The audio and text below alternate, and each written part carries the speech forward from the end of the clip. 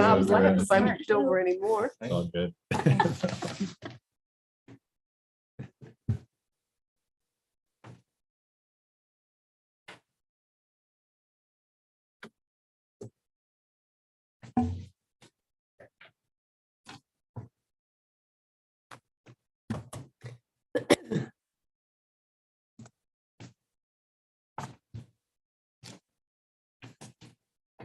We are live. All set?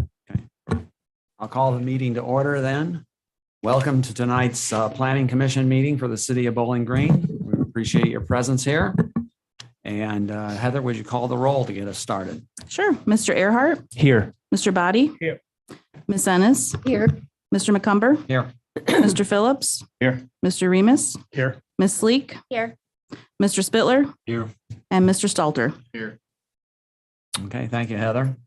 The next thing on the agenda is the approval of the minutes from our last meeting on May the 4th. They've been distributed beforehand to members of the commission. Are there any corrections or additions or deletions to those minutes? Okay, then they are approved as they were sent out to all of us. Next on the agenda is lobby visitation, and let me explain for the benefit of the people in the audience tonight. The way we're going to do this is this lobby visitation right now is if you have something you want to address the Planning Commission on that would not include the item we're going to have a public hearing about in a little bit regarding 220 Manville, and not if you want to address us regarding the zoning code update, that will come later in the meeting. So this would be if you want to address us in regard to something other than the issues where you'll have a chance to speak later. Is there anybody that wishes to address us on some other topic? Okay, I didn't think there would be. Next, we have a public hearing tonight for a rezoning request for 0.1561 acres located at 220 Manville Avenue from M1 Light Industrial to R2 Single Family Residential. David Maurer on behalf of Action Rentals LLC applicant. Heather, you want to give us the staff report?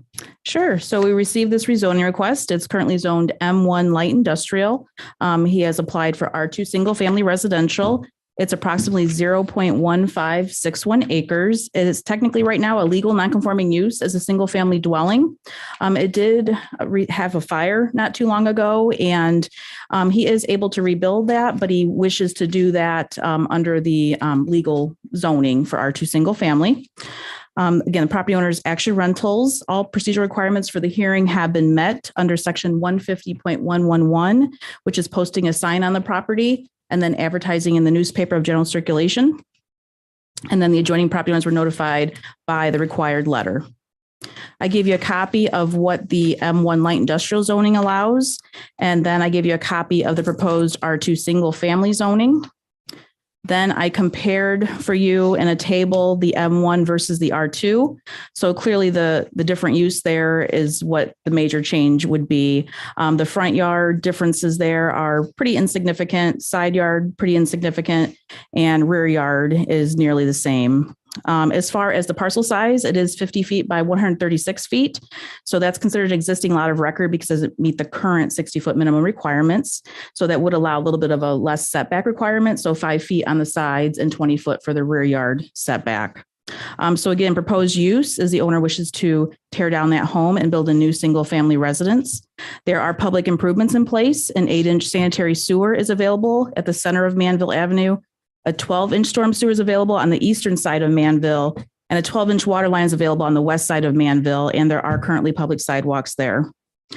Traffic, there really would be no changes in traffic. It's the same as it is today, as it would be in the future if this were granted. As far as adjacent zoning, I gave you a copy. There is to the west, M1 light industrial. To the north, M1 light industrial and R2 single family. You'll remember to the north there's Habitat Homes. So that is in the same area. To the east is R2 single family, a mix of single family residences and some legal nonconforming multifamily units. And then to the south is M1. So those single family homes to the south are also legal nonconforming. So as typical, we compare this with the future land use plan, the principles, the intention statement for Bowling Green, and then we go through each of those categories of the principles and how this would meet that. And then we look at the community action plan, which in this case, basically you look at the map and then the priority area. This is considered the southeast sub area. Again, that the goals are enhancing aesthetics, establish new development that creates high livability, encourage health and fitness, and create positive first impressions. In this map, it's really hard to see. Obviously, it's a very tiny parcel on the future land use map, but it really is kind of the cusp of traditional residential with retail permissions and then intensive mixed use residential and retail pedestrian oriented. So it's really on the cusp of those two zones. So it does seem to me fit within either of those as far as the use. So I gave you a copy of the future land use map, of course, and I tried to mark that where it's located. As far as the community action plan, this area, I gave you a copy of that map, is in purple, and that is recommended to be a live work area. So it does seem to fit into the plan in regards to having people obviously live there, and then potentially in the future, making that a creative district or creative area that is not yet created as far as a district. But again, this would fit again in that live work recommendation. So really, in summary, we would say it meets the majority of those 7 principles. It makes sense to change this to be conforming. There is residential surrounding there, obviously, besides the tracks to the west. It just seems that that would be a better fit and a better transition for that area.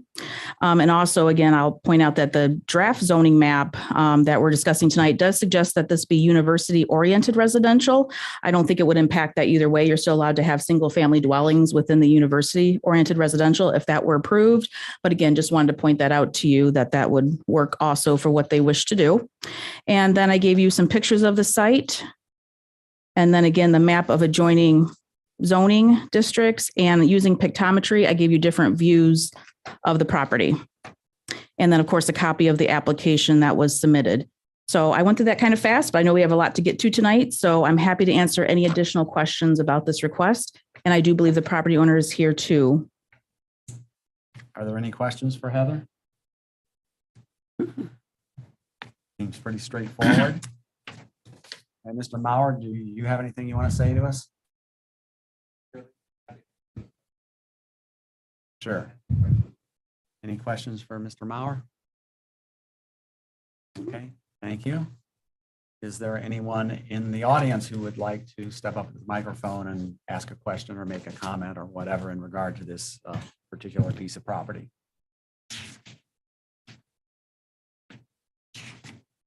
Okay, then we will discuss it among ourselves if we have anything to discuss. Does anybody want to say anything or have any questions or? I was going to say, it makes sense. Makes sense. This makes sense, Yeah. it seems. Yeah. Okay, well, if that being the case, I will close the public hearing and move that we approve the rezoning request from M1 light industrial to R2 single family residential. I'll second it. Judy seconds it. And Heather, would you call the roll? Yes, Mr. Earhart, Yes. Mr. Body, Yes. Ms. Ennis, Yes. Mr. McCumber, Yes. Mr. Phillips, Yes. Mr. Remus, Yes. Ms. Sleek, Yes. Mr. Spittler, Yes. Mr. Stalter. Okay, the motion is approved 9-0. And we move on. Judy, do you have a report from the Zoning Board of Appeals? Yes, sir, I do. This is from the June 8th meeting. Our first order of business was the election of officers because our longtime secretary, Rose Hess, was term limited on that. So we have a new secretary under some duress. He volunteered. Matt Bosdorf, a vice chair of Hobie Johnson, and the chairperson is Judy Ennis. We had 2 requests. One was a new one, and the other one was tabled from the last meeting.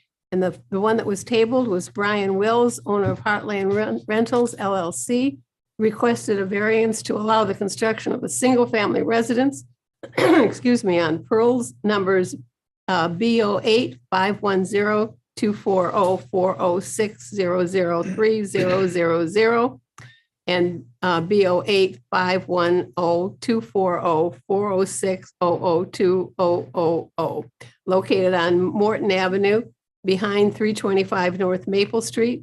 And this was going to encroach 15 feet into the 25-foot required front yard setback to the north and would encroach 20 feet into the 30-foot required rear yard setback to the south. The parcels are zoned R2 single family zoning district and do not meet the minimum lot size requirement. One of the questions that we had asked, and one of the reasons that we tabled it, was we wanted to find out what the parking was on Morton Avenue. Having found that out, this request for the variance was granted.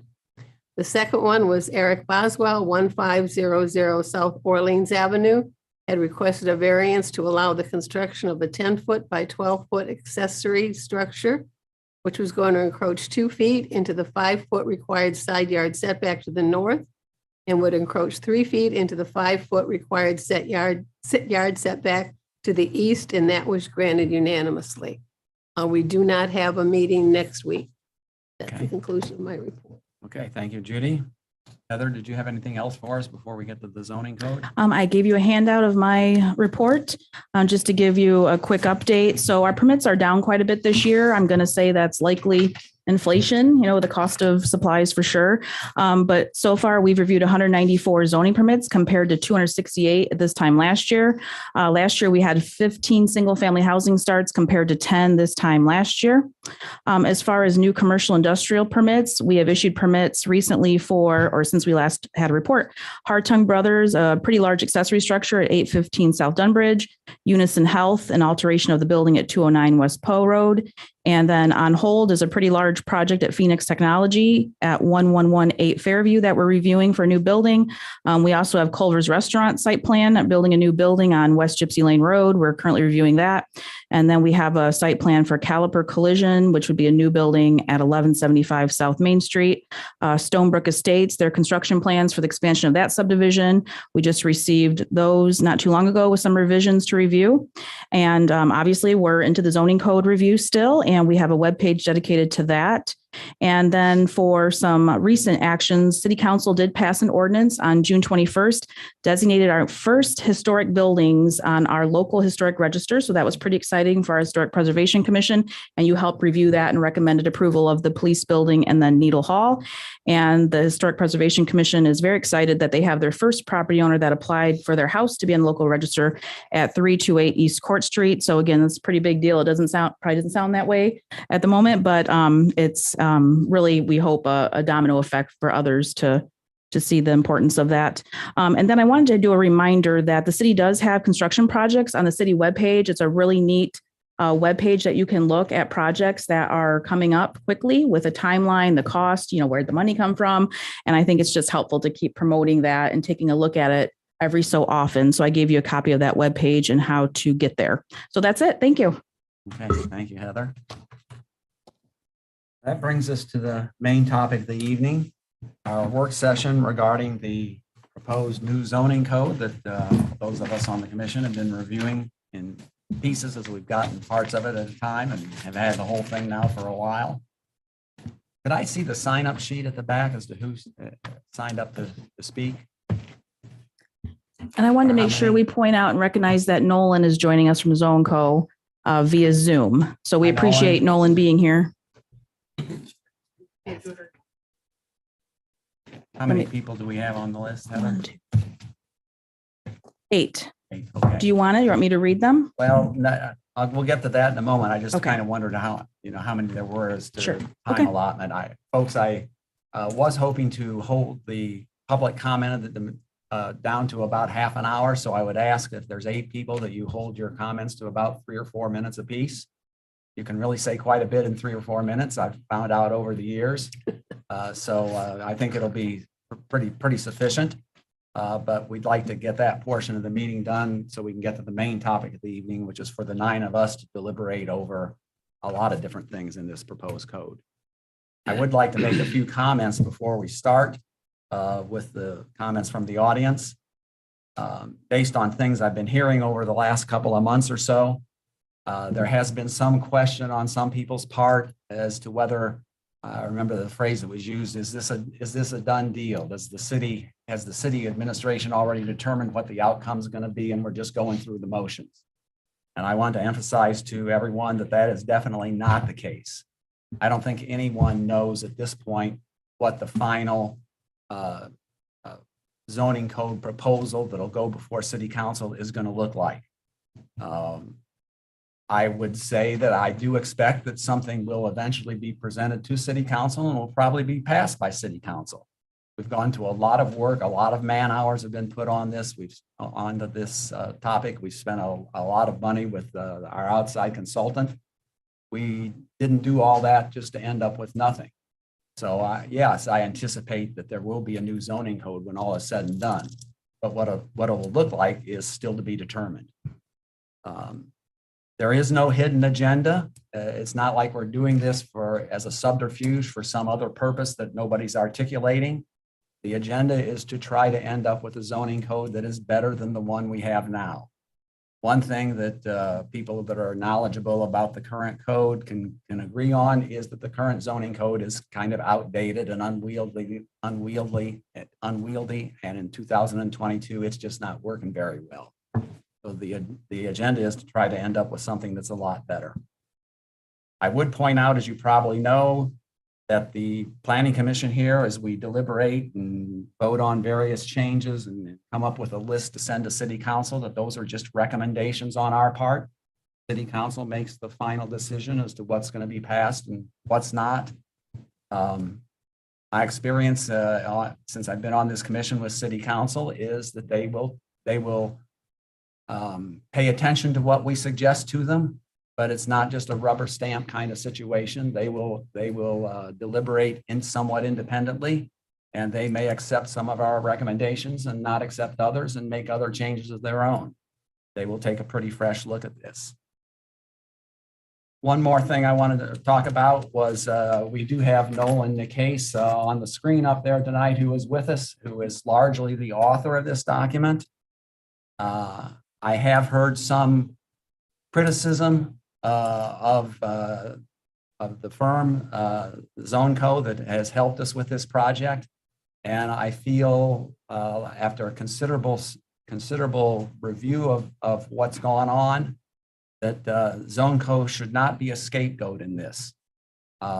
We provided them with certain information in terms of the comprehensive planning documents that have been developed over recent years, and asked them to come up with a proposed draft of a zoning code.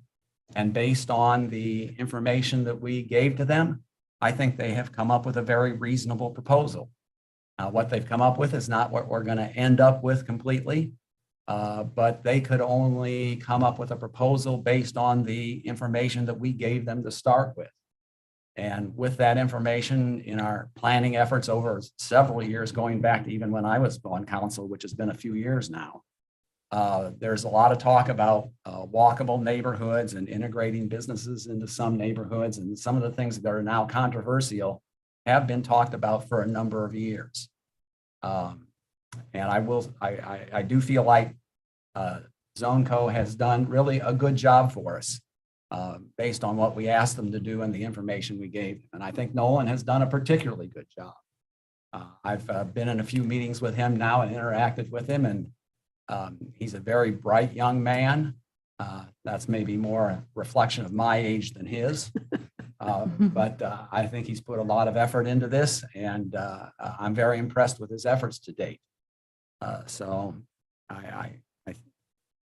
to the extent that you're not satisfied with what we have now, and we may have issues to work out, ZoneCo is not to blame. Finally, as we talk about this, it's a controversial topic. I know some of you have strongly held opinions about what certain portions of the document should look like and shouldn't look like. And I would simply ask that as we discuss this and speak to us tonight, that everyone be courteous and respectful.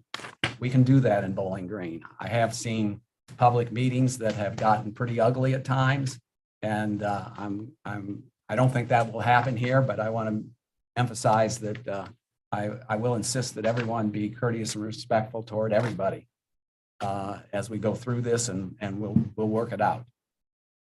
So that, with those comments, let's go through the list, Heather, and let the members of the audience who want to address us do that, please. Okay. Start at the top. Sure. Anybody else need to sign in, or are we good before I read? Okay. So the first name is Fern Larking, and I apologize, I can't read the K-A-O. Okay, great. Thank you. would you come up to the podium and state your name and address into the microphone and tell us what you'd like to tell us?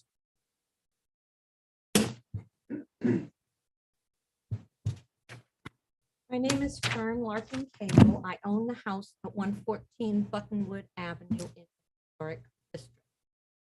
I recently heard about what's going on with the zoning. Apparently, it's been discussed since October. I have read nothing in the printed edition of the Sentinel Tribune. I have not received anything in the mail telling me about what is going on, and I don't understand that. And in the proposal, it talks about doing away with driveways and having parking on the street. Have you considered what happens when there's a snow emergency, if there are no driveways and all the cars are on the street? Next, I think the dimensions of the district, if you want walkability, are very arbitrary. From Poe Road to Worcester Street is 0.8 of a mile. And yet from Thurston to Main Street is only 0.4 of a mile, and you're not even going that far east. You're only going as far as Enterprise. I don't understand that.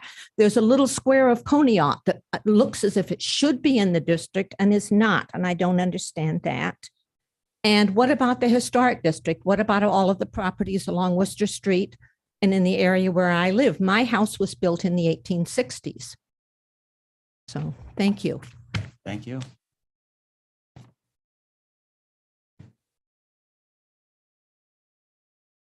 Oh, you want me to keep going? Okay, Yeah. thank you. Sorry. Linda and DUDA. Okay, thank you.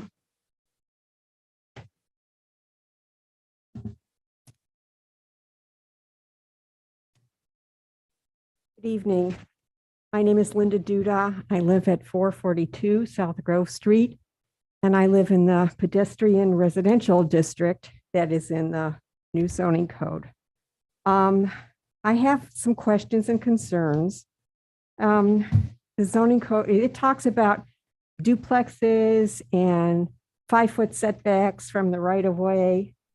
None of the houses in Bowling Green have that 5-foot setback. So is it the intent of this, of the city, or are the developers that develop real estate in the city to tear down houses in this district and build new construction? Talks about fewer driveways, as Fern stated. If there's duplexes in this pedestrian residential district, there could be up to 4 adults living in those structures, which could mean up to 4 cars. If there's no driveway and you have 4 people looking for parking on the street, I can foresee a problem with parking. And what do these residents who have no driveways do on trash day? I mean, I live on South Grove Street, and not every home on my street has a driveway. And so there are people on my street who have to find a place to put their car on Tuesday morning, because not everybody on my street has access to parking in the alleys that run behind either side of South Grove. So there's that. You know, what do they do on trash day? And as Fern pointed out too, in snow emergencies, when you have to get your car off the street, what do you do with it if you don't have a driveway? The 5-foot front yard setback will increase the glare from the new LED street lamps that the city has put in. And I appreciate the city switching to LED. However, they're much, much brighter. The homes in this district do not have deep front yards. So those lights shine right in your living room, in your bedroom. Is the city looking at putting on shades to direct the light downward rather than outward, so people don't have to buy blackout shades for their house?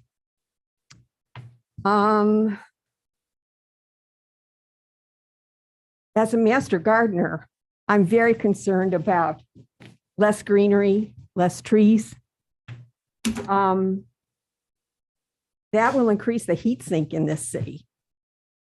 we all know that you can go 5 miles out of town and it's 5 degrees cooler 5 miles out of town than it is in Bowling Green. Our city's name is Bowling Green. And I think we need more trees, not fewer trees. And lastly, how will these changes impact the existing home value? What's going to happen when I go to sell my home? What's going to happen to my property value if these zoning changes are enacted? Thank you. Just a quick answer to one of your questions, Ms. Duda.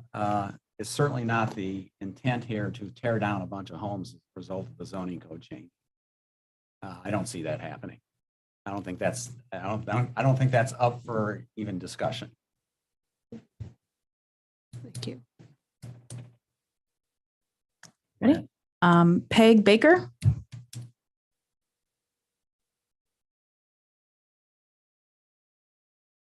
Good evening. My name is Peg Baker. I live at 221 Everly Avenue.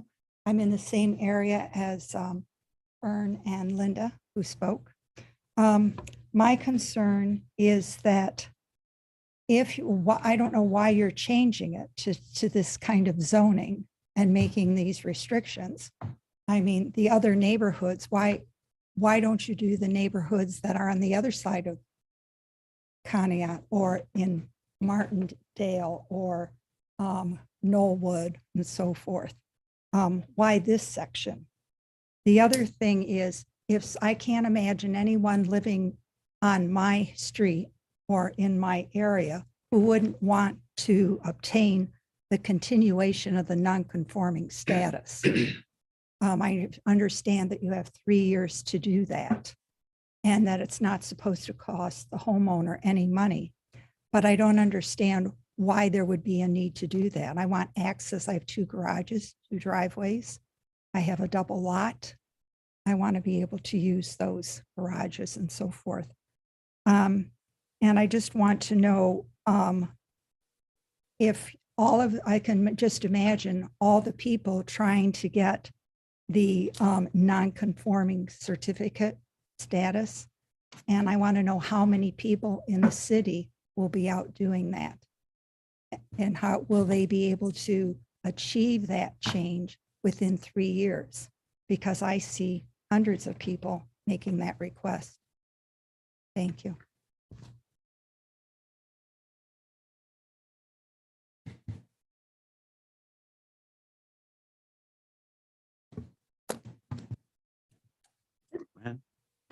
Okay. Ken Parker.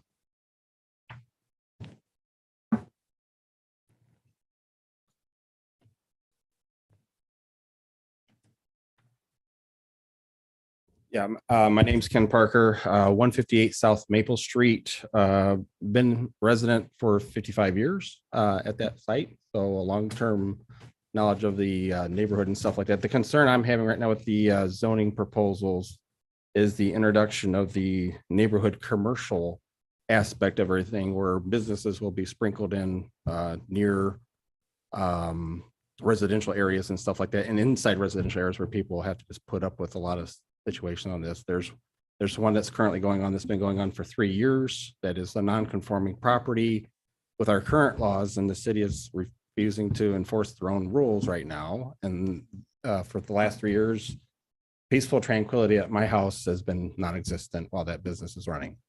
I'm forced to go inside. I'm forced to turn the air conditioning up. I'm forced to do a lot of things just because of the sheer noise. Now, they've been doing a slightly better job just because of the publicity that they're getting right now.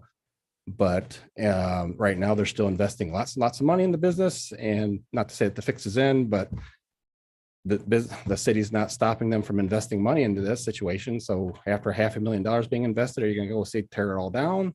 But the problem of it is to some of the other speakers, is my concern is once this is in place and can't be changed, what is it going to do to the property value and the peaceful tranquility of the neighborhood and stuff like that? Because once that's destroyed, it's gone forever. So as we go forward with any discussions about changes, especially for these commercial areas that are sprinkled in, please everybody in the planning commission, everybody in the government, please think, if this is my next door neighbor, would I enjoy what I am going to do to the people in their neighborhoods and stuff? Because I can tell you right now, from what's been going on, it's not been fun for the people in that surrounding area on this. So it's been a real concern. Thank you. You do bring up one topic that I would like to talk about a little bit now before we go on to the next speaker, the neighborhood commercial zoning that occurs near where you live. It's obvious to me from all the comments we've received that some people are pretty confused about that particular zoning classification as compared to the pedestrian residential classification. In the neighborhood commercial classification, if you look at the map and what areas are designated as neighborhood commercial, those areas do not include, as best I can tell, any houses at all. Now, they may butt up against another zone that does have say R2 housing, but the neighborhood commercial zones are existing businesses. There are places like on the west end of town where you have the Marathon Station and the Sunday Station and the Sunset Bistro and the various offices that are back behind those businesses. That's an NC designated zone. You've got the car dealerships out on the north end of town, Kroger's. And if you look around, I've looked pretty carefully at most of those NC zones, and they are places where there are already existing businesses. Now, just to differentiate, yes, the pedestrian residential classification presumes that there will eventually be some businesses that would locate within that particular zone. Or I guess that's a district, within that district. But the NC is different in that those are areas where there are already just existing businesses. So it's a considerably different situation. It is and it isn't, because for the one that I'm dealing with right now, they're classified as it's an M1 light industrial site. And that zone has worked brilliantly for the last 50 years that I've been here, or 55 years I've been there. Because when it was Avery's Cement Vault Company, they worked from 7 to 5, and it was quiet every evening, every weekend. It was quiet. But now that there's a business that goes to 11 o'clock at night, and when it's 60, 70 decibels, it's very, very trying to actually live at that residence. Now, yep, they're dropping it down to 40, which is still not very good. But again, I know we're haggling over decibel levels and stuff like this, but again, once it's set in stone as it is, the people that are living right next to it, yep, I'm not in that zone, but I'm right next to it. All the noise that they make travels right across. I'm not disputing that. Yeah, I know, just want to differentiate between, try to distinguish between the PR and the NC. Yeah, but it's like I said, it's a big concern for a lot of people. Okay, thank you, Mr. Parker. Next. Emily Dunapace.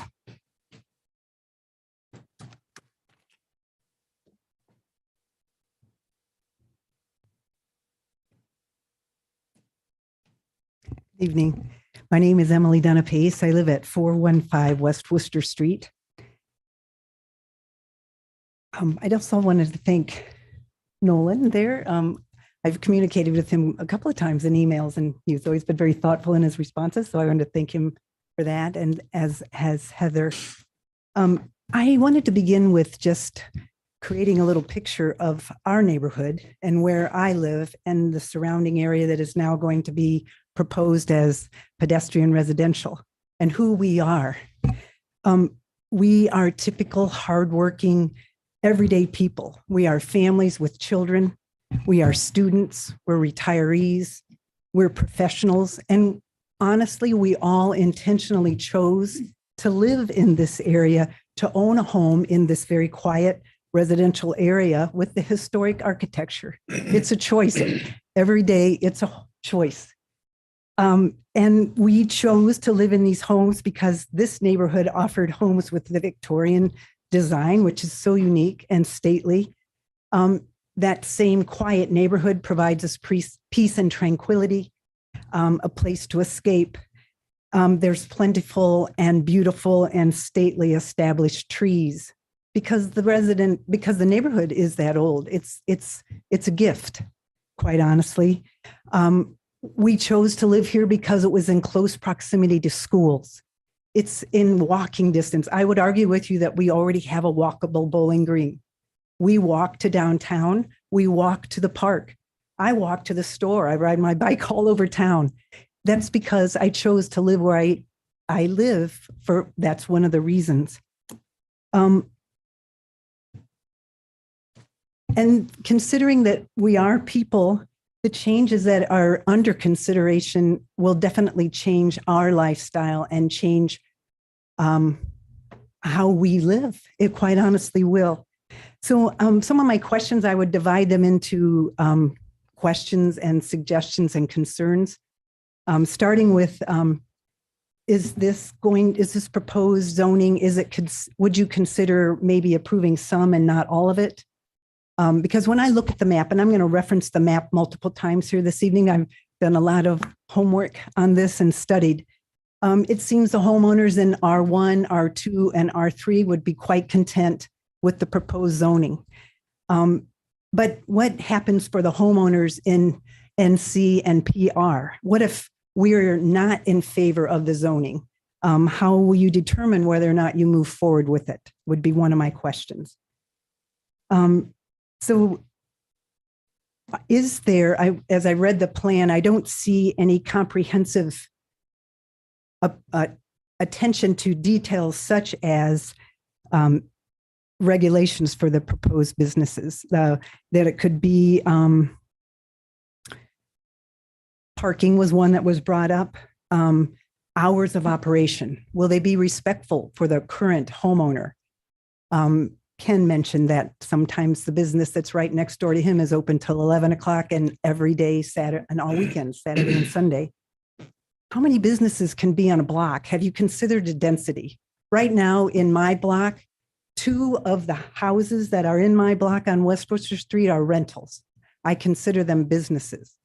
So what is the density? What is going to be the proposed density?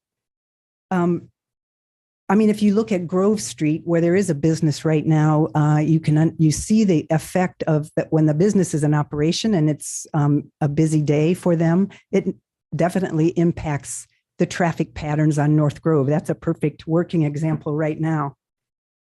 The other thing I wanted to address is throughout the city of Bowling Green, our current ratio of non-owner occupied homes versus owner occupied homes is approximately 62% to 38%.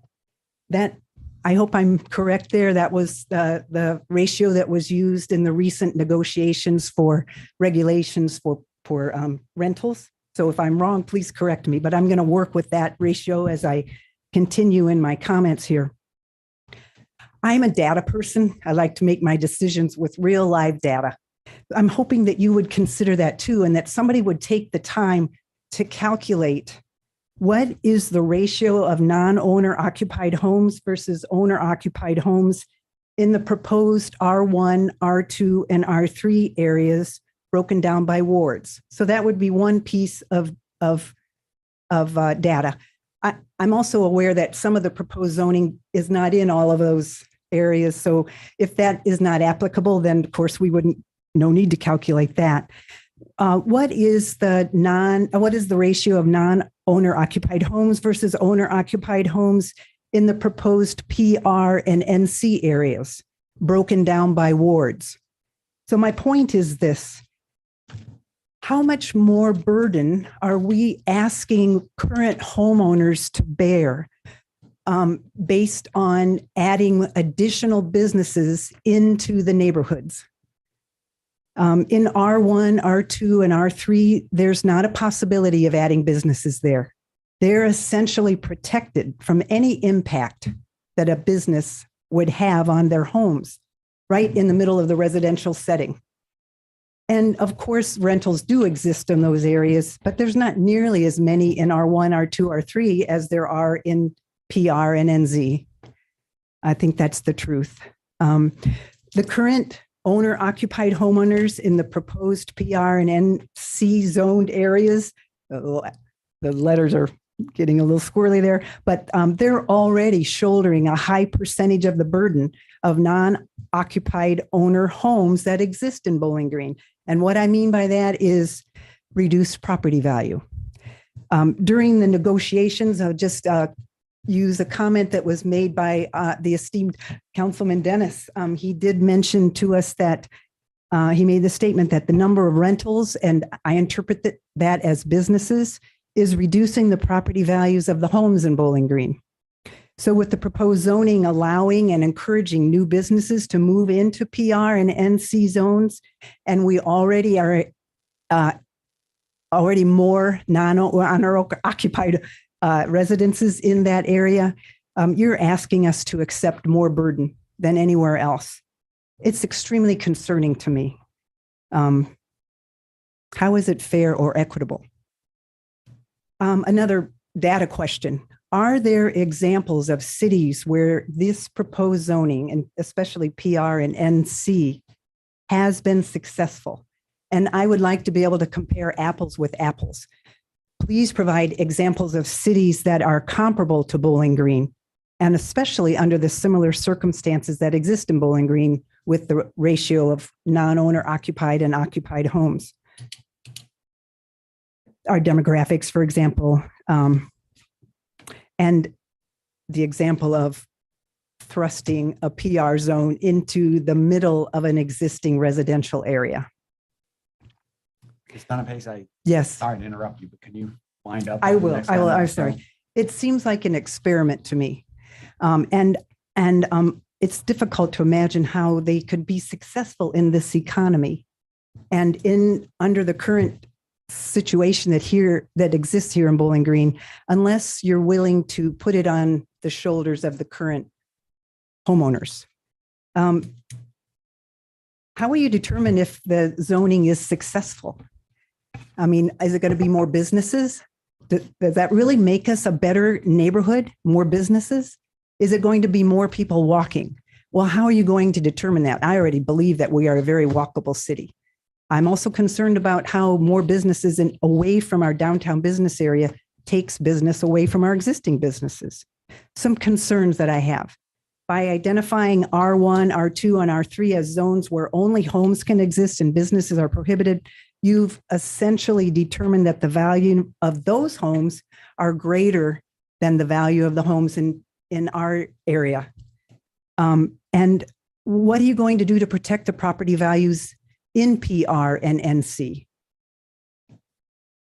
Because the question is really, who's going to pay top dollar for a home that's located right next to a bar? I know Mark, in his business, in the real estate business, has some evidence or data about that too. That would be interesting to hear how And it I'd be happy compares. to provide that, and it's obviously something that I've spent a decent amount of time with in this proposal.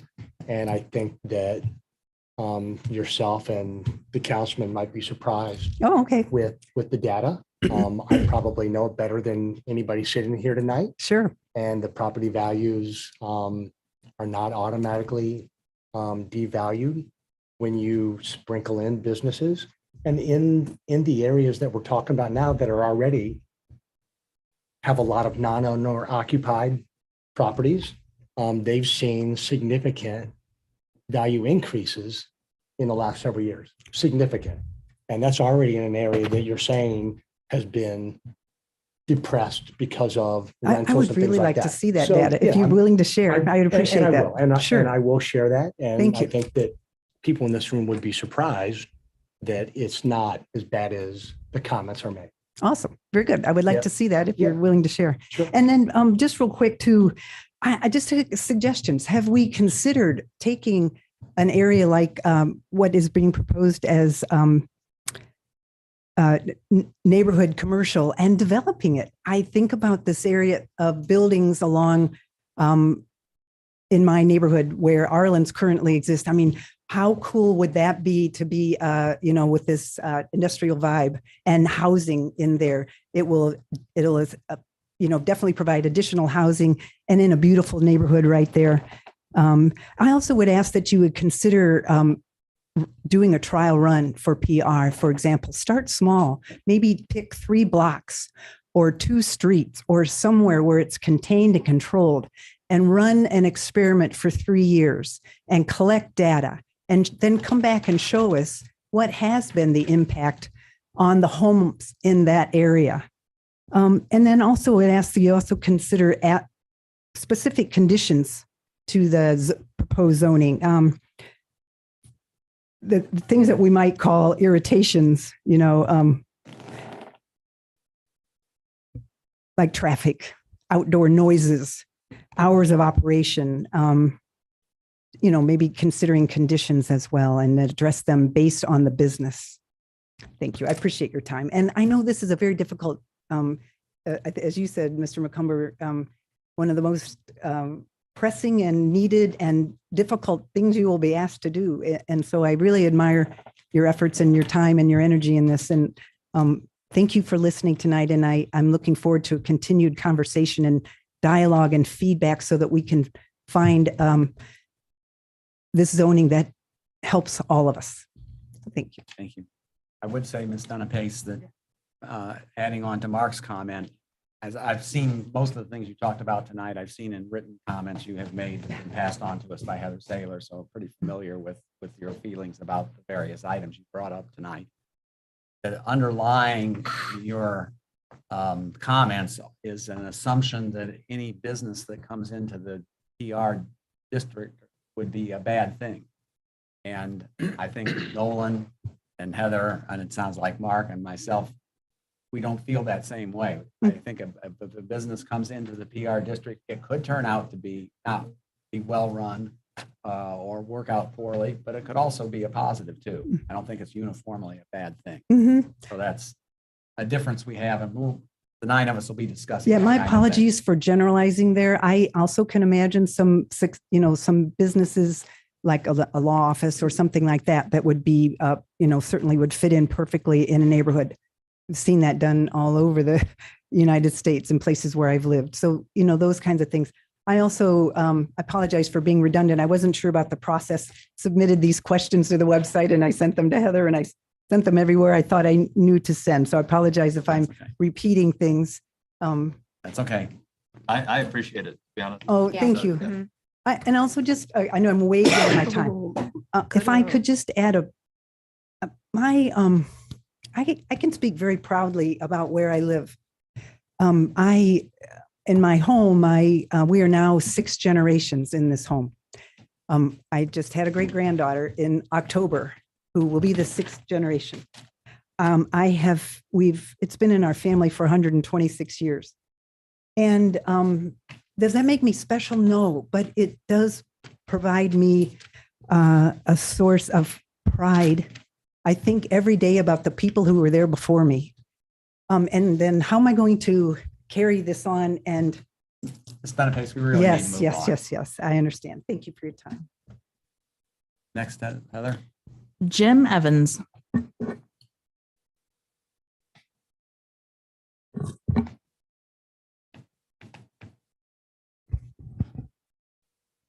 Good evening. My name is Jim Evans, and I live at 203 Buttonwood Avenue. My wife and I have lived there 28 years and other places in the PR district prior to that. And I'd like my comments to be about the PR district, which seems to be the theme here tonight. I think it's fair to say with a little bit of detachment that as far as the PR district is concerned, this process has gotten off on the wrong foot. And I think there are a few relatively minor but substantial changes that could be made to this document that might assuage some of the concerns that have been expressed tonight by several people here. And I'm hoping that we'll have an open mind about doing that and not be very defensive. My experience sometimes is that once something is written, there's a certain tendency to defend the plan or whatever is on paper, and I hope that we can get away from that. My concern personally came from seeing the significant changes in property dimensions that were proposed for the PR district, going from the 60-foot width in R1 and the 40-foot width in R2 down to 30 feet, which raised the prospect of someone buying a 60-foot property in the PR district and subdividing it. I was also stunned by the 5-foot setback compared to the 25-foot or 20-foot setback, front setback that is current practice in most of Bowling Green and is also in the proposed R1 and R2 in this plan.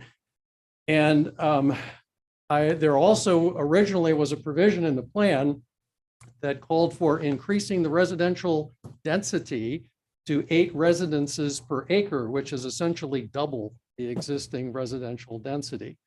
And there's discussion of infill. And this raised the prospect that this plan was calling for significantly changing the PR district to look like an urbanized district. Our daughter lives in Chicago, and you walk around her neighborhood in Chicago near Wrigley Field, and by golly, all of those properties are 5 foot from the sidewalk, and they're 30 feet wide, and they're 5 feet apart from the next property, and that's Chicago. But we don't want to live in Chicago. We want to live in Bowling Green. So there was concerns about this. And we've had some back and forths with the planner. And one of the early comments seemed to imply that we were going to be classified as legal non-conforming upon enactment of the policy of the plan. Now, a second email clarified that that wasn't the intent. And I would just say that in my own personal experience, I've worked as a legislative assistant to a US congressman. I've helped write federal laws. I also spent 2 years of my life on the small group of people at the university who wrote the first collective bargaining agreement. And my point is simply this: the fact that you write something and you understand what you wrote does not mean that the next person who picks it up and reads it is going to come to the same conclusions that you are. So I would like to ask that you consider the following 2 requests. The first is adding a statement that says that properties that are currently legal and conformable will continue to be legal and conformable upon the enactment of this new plan. And the second is that we change these PR district property setbacks and requirements to be more consistent with R1 and R2 as they are presently, and simply deal with the problem of trying to make non-conforming properties conformable by grandfathering them. There's language that could be used to do that. There's really no need why, for example, an old business that's now 5 feet from the sidewalk, which is now residential property, couldn't be grandfathered in some way to make it legal and conformable. I have no bones to pick with anybody that currently has property or anything like that, but I don't want a situation set up where at some point in the future, with the turnover in the zoning commission and new people at the desk and so forth, that we start to see existing properties torn down, subdivided, shoehorned into 30-foot wide properties 5 feet from the sidewalk. That would be legal under this proposal, but it would be totally unacceptable to the people who live in this district right now. And I think you've heard very eloquently people talk about their pride of the district, and they're living there by choice, and they are, I think, providing a tremendous service to the city of Bowling Green by having a viable downtown business district surrounded by nice neighborhoods of homes. And I would hope that we would value that and not set up the possibility of leading to the destruction of that. So thank you very much.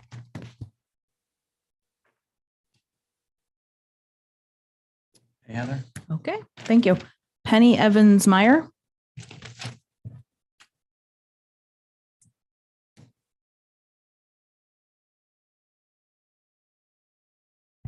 I'm Penny Evans Meyer, and I live at 203 Buttonwood.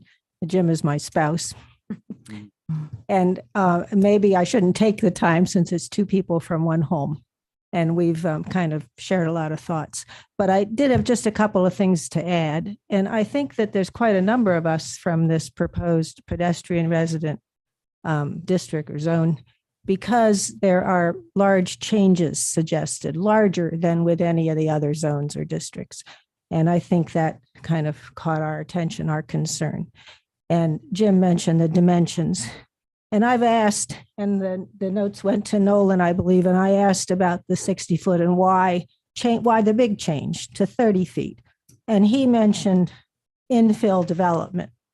And I've kind of looked, I didn't know that phrase at all. So I've kind of looked it up. And I've learned that across the country, in California, Colorado, Washington State, infill development has to do with a focus on unused vacant lots and or abandoned structures. So I have just one question for you all. Could there be a tour scheduled so that the public could see in this proposed pedestrian resident district just where that new construction might be possible or planned for? You know, I know you're not thinking about it tomorrow or very soon, obviously, but just what are those areas that would be unused vacant lots or abandoned structures?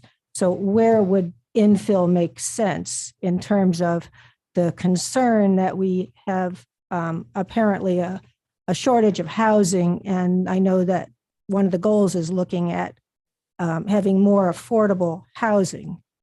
And it seems like that is a goal specifically for pedestrian resident. And at least in the wording, it's not really something that's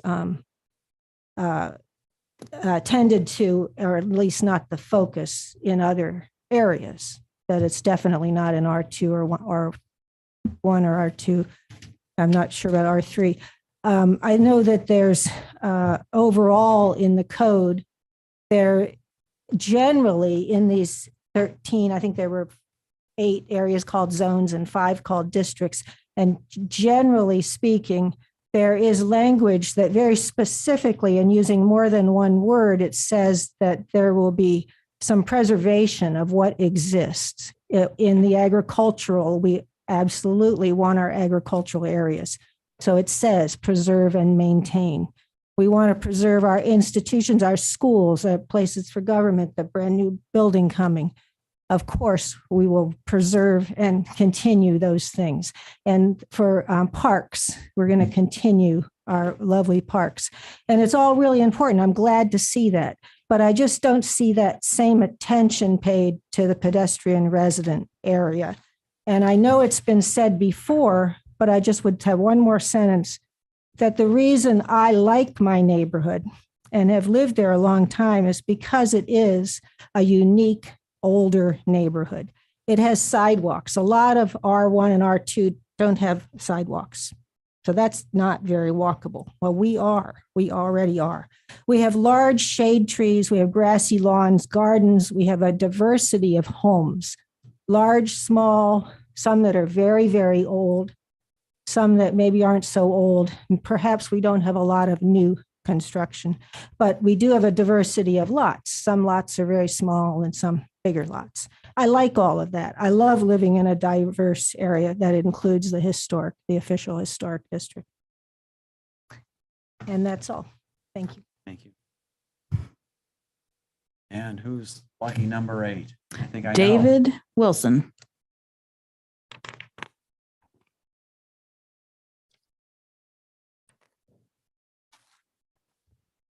Hi, my name is David Wilson. I live at 208 Eberly.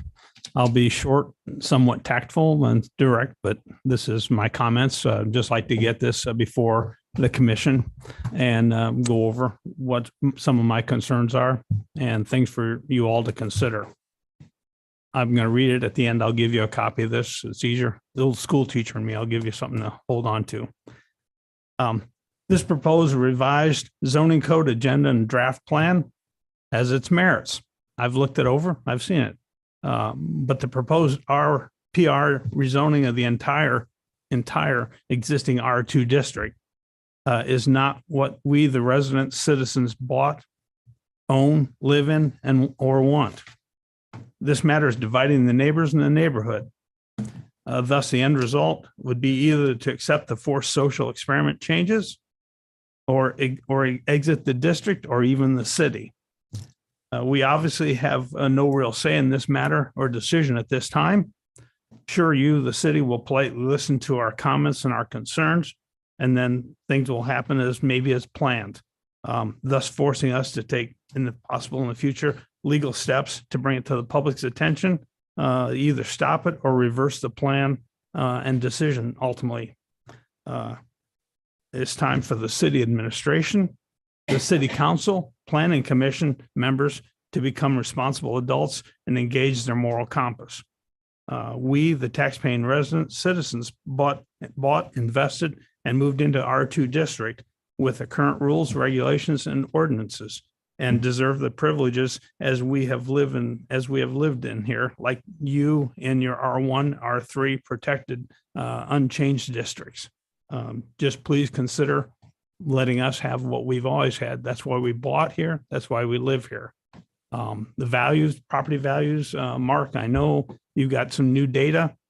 But I mean, obviously in the past couple of years, the market has changed significantly. When I came back from Albuquerque in 2019, I sold things at a lot less. If I had it a year or two later, I'd have made a bunch of extra money. So things do change. We understand the dynamics of the market and things like that, but really pay attention to what the PR and these other districts might do to this residential area that we have. Younger people want to buy in, they want to buy for less in these districts that you want to change to. Just be respectful of what we have and or may not have if this does change. You can pass those on. Thank you. Next, pass them. Thank you. Thank you. Okay, did we get to everybody that wanted to speak? Peg?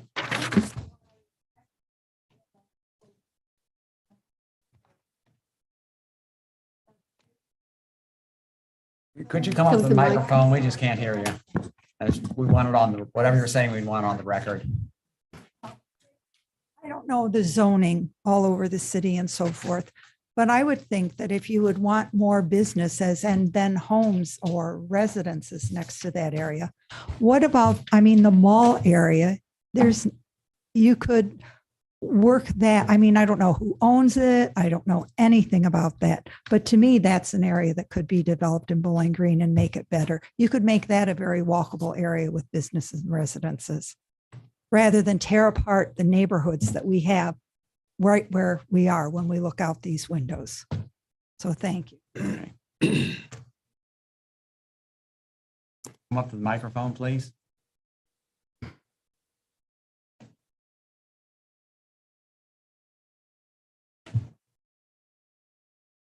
And just for the record, you are Fern Larkin Ko. Larkin Ko. And I bought my house in 1976 and Okay. there ever since. I would like to know how many people on the zoning commission and people on council and everybody who's involved in this project, how many of you live in this proposed area?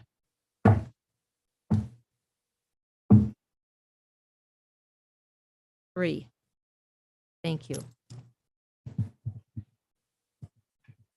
Okay, we've taken care of the public comment. I now move on to our work session where we're going to discuss some of these matters ourselves. Time for everybody else to chime in and the zoning code has not been, we haven't had a new zoning code in almost 50 years. So there's not a pattern or a set way of doing this.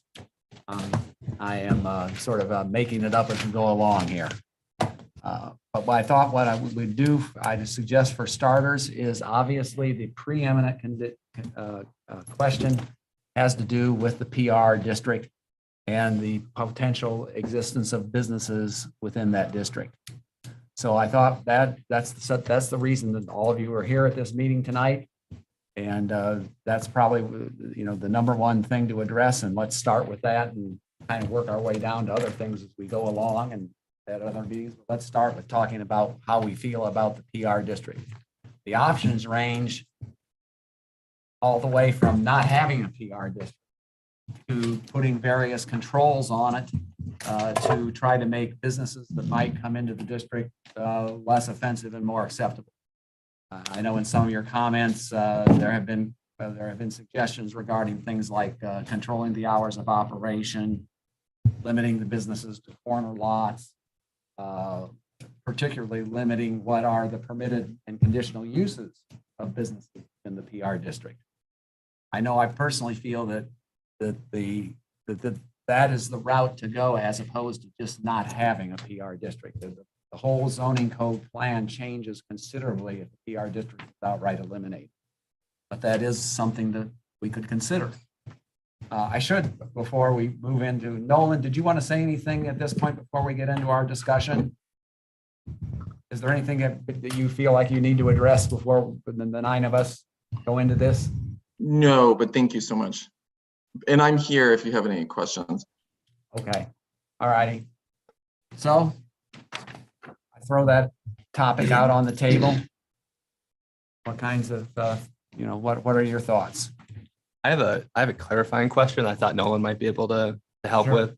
The NC zone as drafted does not permit residential or mixed use. Is that right? Or am I misstating that?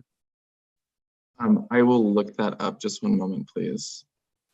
'Cause I heard from some of the comments, it did actually strike me as maybe a good idea, at least as a conditional use for that. If we were to keep, let's assume we keep that zone, right, in these Okay. discussions, that might permit some, whether it's at the mall area or whether it's the existing properties that are designated now, that would be a potential use for that I think maybe, and if I'm wrong, then scrap everything I'm saying, but that maybe right now might be prohibited, that we might not really A want to potential use prohibit. in the NC zone Correct.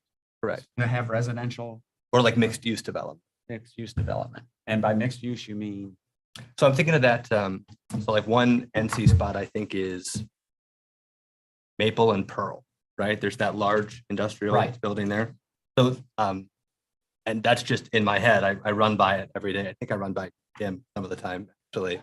So that to me is an example of, let's say in 40 years, right? Someone wants to develop that property.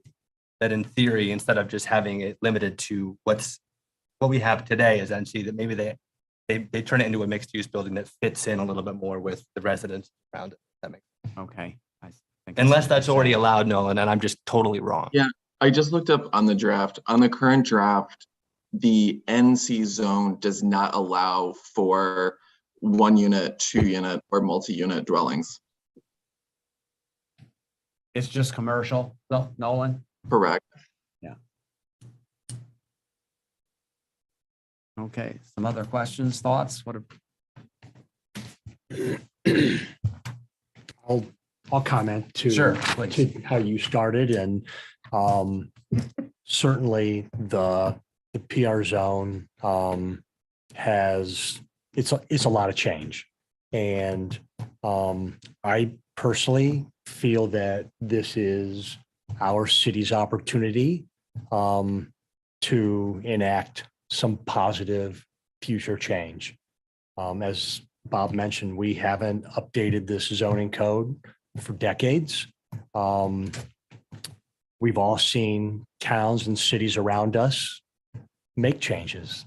And I feel that has created a distance in the growth of our city versus some of the surrounding cities around us. It can be managed. It should include public input and comments. But I really feel strongly that I hope we can all be open to some potential change. Just because I live in a world where things happen exactly the way they do right now doesn't mean that it's the best world tomorrow or next year or next month, right? I hope that we can be open to some change. And I also am very empathetic to the fact that change does affect individuals and families and businesses, right? When we talk about the potential of businesses being next to a residence in a current neighborhood, it doesn't always have to be bad. And if you look at where businesses can locate today, we have a finite area where they can locate. If we do not expand where businesses can locate, we literally stop the future potential growth of our city. And for me, that is, I think, really important. And I feel like, even outside of just looking at what happens in the PR district, for us to be a little more relaxing with some of the restrictions on businesses that want to open and locate in our city with respect to building heights, some of the things, the parking, things like that. Those are really important for us to discuss throughout this process because we have lost business in the last 10 years because of some of the restrictions that sit here today. So my comments are, I hope that we can be open. I'm really glad that 8 individuals came up and spoke today. And I can personally say that for me, there was no preconceived notion that this was a done deal. I've not had a conversation with one council person, with one person on the planning commission about anything that's in this report, nothing. So I've gotten the report given to me the same as it was given to everybody else in this room. So I have no preconceived notion. The way that I look at it is Nolan and his group, they're the experts. There's nobody in this room that could have put together this draft zoning code update. We couldn't do it. We needed some help with doing it. And I think Nolan's group did a great job. So our job now is to look at that, see what things concern us, what things maybe we think need added. We take the public input, which we had some today, and then we start working through all that stuff. So, again, I hope that we can be open in the PR district. It doesn't have to be a bad thing. I agree with Mr. Evans. I think it was Mr. Evans that we are not Chicago. We're not, right? So we don't need to do what Chicago does, but we can certainly do some things that bigger cities do that might want or might make individuals want to move back to Bowling Green, stay in Bowling Green when they graduate from BGSU. We might be able to do some of those things. And I think it's important for us to think about the future as well.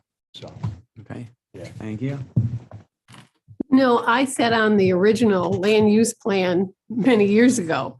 And when we were talking about interspersing businesses in residential districts, what I was thinking anyway was more like the neighborhood bookstore or the little grocery store or the coffee shop in your neighborhood or the bar, the Cheers bar.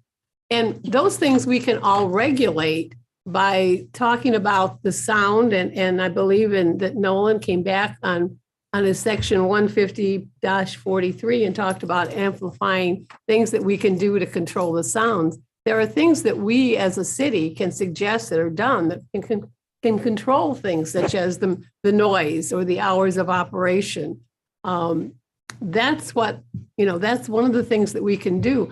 I don't think any of us want to tear down buildings or not grandfather in existing buildings and expect people to tear down their buildings in 3 or 4 years. I mean, that's not the intent of anybody.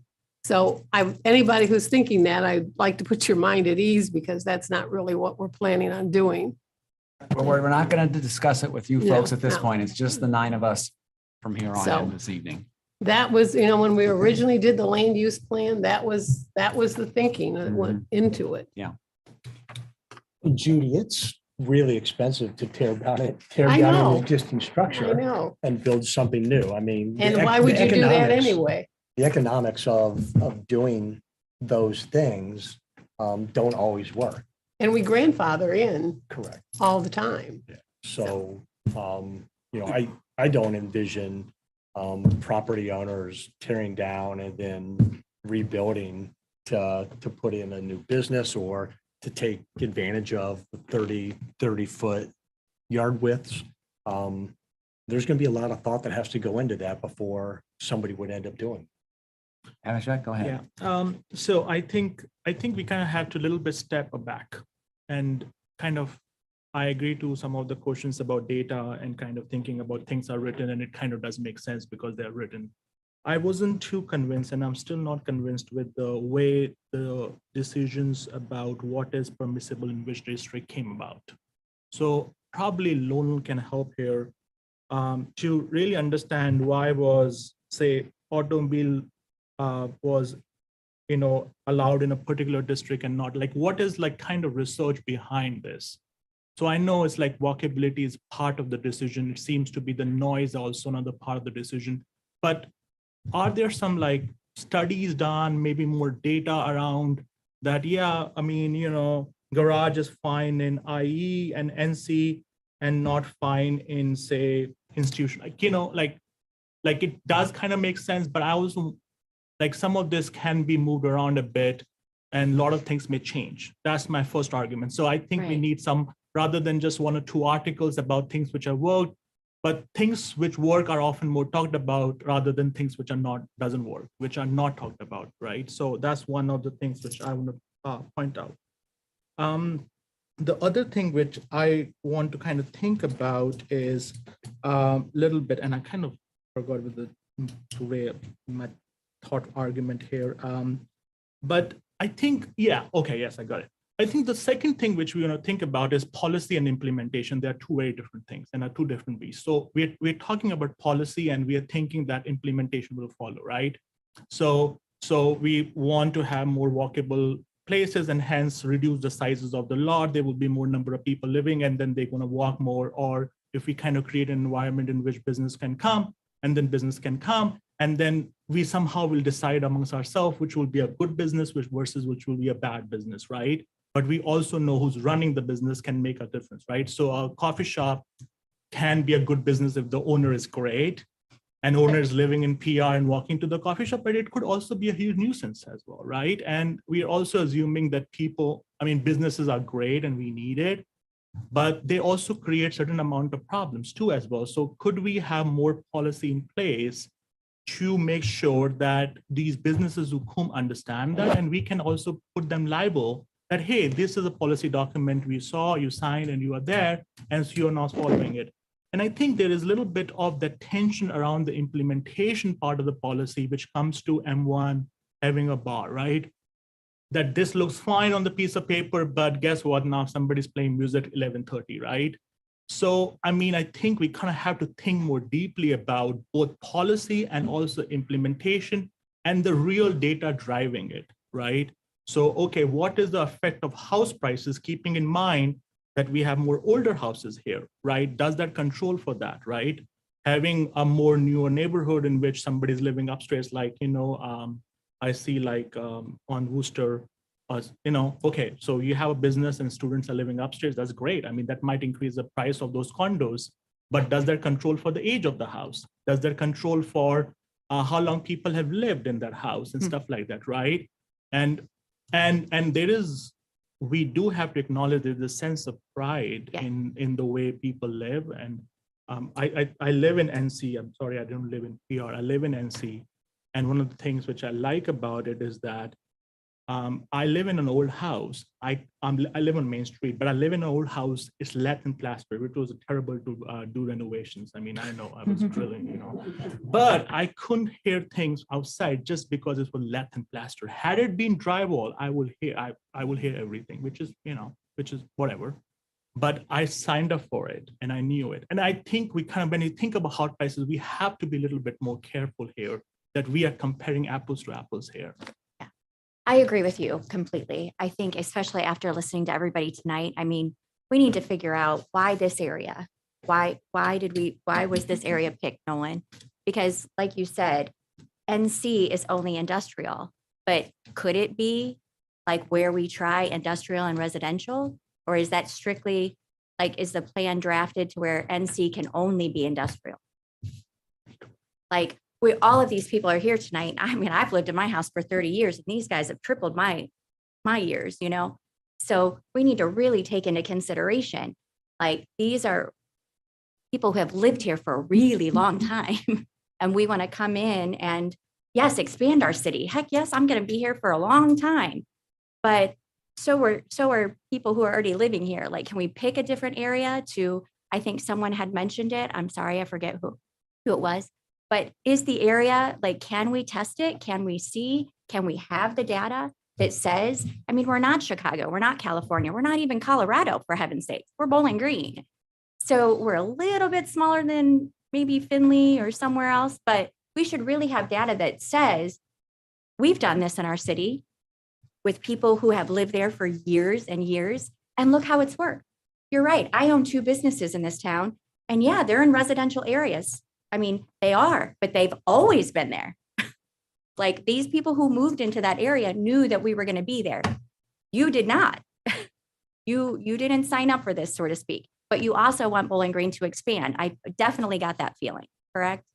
Yeah, I definitely got the feeling that you guys wanted us to take into consideration everything that you're saying. So I agree 100%. We definitely need more data that's comparable to what we're doing or what we'd like to do. Right, Nolan? I agree. To answer your question about the NC zone, Yeah. yes, that is adjustable as well. So if you wanted to propose to City Council that the NC zone does allow for residences, which currently is not on the draft, then that could happen, yes. I know that one of the citizens recommended maybe these former industrial areas that are now zoned in the draft as NC, maybe those could have residences in these old industrial areas. And obviously, any reconstruction would have to consider any environmental degradation. However, say the site was clean, yeah, you could recommend that adjustment for this draft. Thank you. One question I have is there is a certainty that it will increase availability of the housing if we implement all the policies which are in this document. I am not convinced that it will increase the availability of the houses, which is the plan which we have. I am not convinced that it will actually make houses, there will be more number of houses the way we want them to be, right? Of course, there could be a lot more houses. I don't think just by increasing walkability, it will lead into increasing the number of availability of the houses. If there is, I would like to see that research. Well, what's the alternative you're proposing for a fixed geographic area? I think we have to kind of, I don't have any alternative. I just mean in terms of increasing. No, I housing, don't, right? I mean, I don't think there is an easy fix to this problem. Part of the problem is that the zone has not been changed for 50 years, things have happened, and then we're trying to work with things which are kind of not in place to make it back to the place. My argument is let's kind of step back from that. Not two left turns will make a right? Let's kind of step back from it. Let's kind of think it a little bit more empirically and what this will do to our key problems, right? We want the city to be walkable, but we have people saying that where they live is already walkable. And I agree. I live in NC. I live in Main Street, which people like, how the hell do you live in Main Street? It must be so loud, but I have less than Plaster House. I love living there because I can walk wherever I want to. I live almost down to Poe and I walk to work and that's all the way on the other side of town. So yeah. Right. Walkable. So, but if this is not leading into increasing walkability because already we have high walkability, then why are we doing this, right? If this is not going to increase the number of houses and we want good houses for working class people to live here and start businesses, if there is no, I don't see it this way, and I'm not an expert in housing business. I'm a theory guy, but then why are we doing so major changes when we know that this is not going to increase the availability of the housing the way we want it? Right. And I think I brought this up in the council. Sorry, I keep going quite on. I just want to say, having done site development work many years ago in my career in the city of Bowling Green, this zoning code is way overdue. Very welcome, very well thought out. I had nothing to do with it. I'm fairly new to the commission, but I appreciate everything I've done. A lot of great things, reducing the parking, green space is all very good. I'm intrigued by the pedestrian residential. I think if it's, and I understand everybody's concerned, I really do, but I think if it's done properly and managed properly, it could do all the things that we're talking about, including increasing the housing stock, because I think it makes the city potentially more vibrant, interesting place to live. But I also don't want to affect existing residents. So without some controls on new businesses to come in, it might be hard to support it. But I could see it really doing a lot of good things. And this is not going to turn things around in a year, 2 years, 10 years, it's probably 25 years. It's some of us won't even be around at that time. And this makes a big difference. But we've got to do something. City needs some something to make it more vibrant. I guess I spent some time in Ann Arbor, obviously a big difference from what we have here, but some of the things they've done, I think up there are similar to what we're talking here. And I think it could be a really big, good thing. You know, what we're talking about is bad neighbors. No matter what district you're in, you have bad neighbors. I understand the people who are affected by the one business here today are not happy about it, certainly understand it. So if we can control that through this zoning code or other ways in the city. I think we're talking thus far somewhat in sort of generalities, but in relatively short order, we're going to need to talk about some real specifics.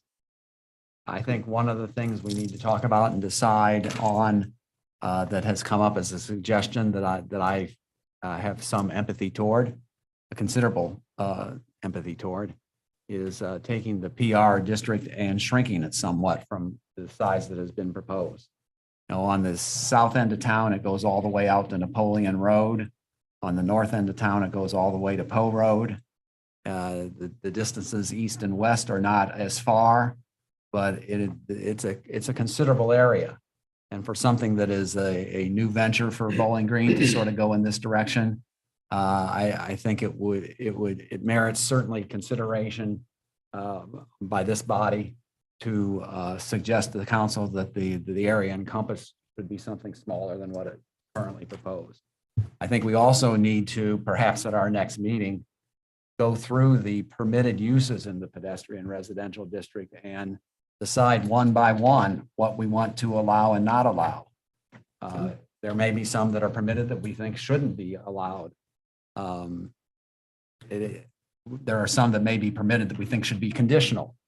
They're allowed, but conditional basically means that the planning director can place conditions upon a business if they come into that area that would make them more likely to be a good neighbor.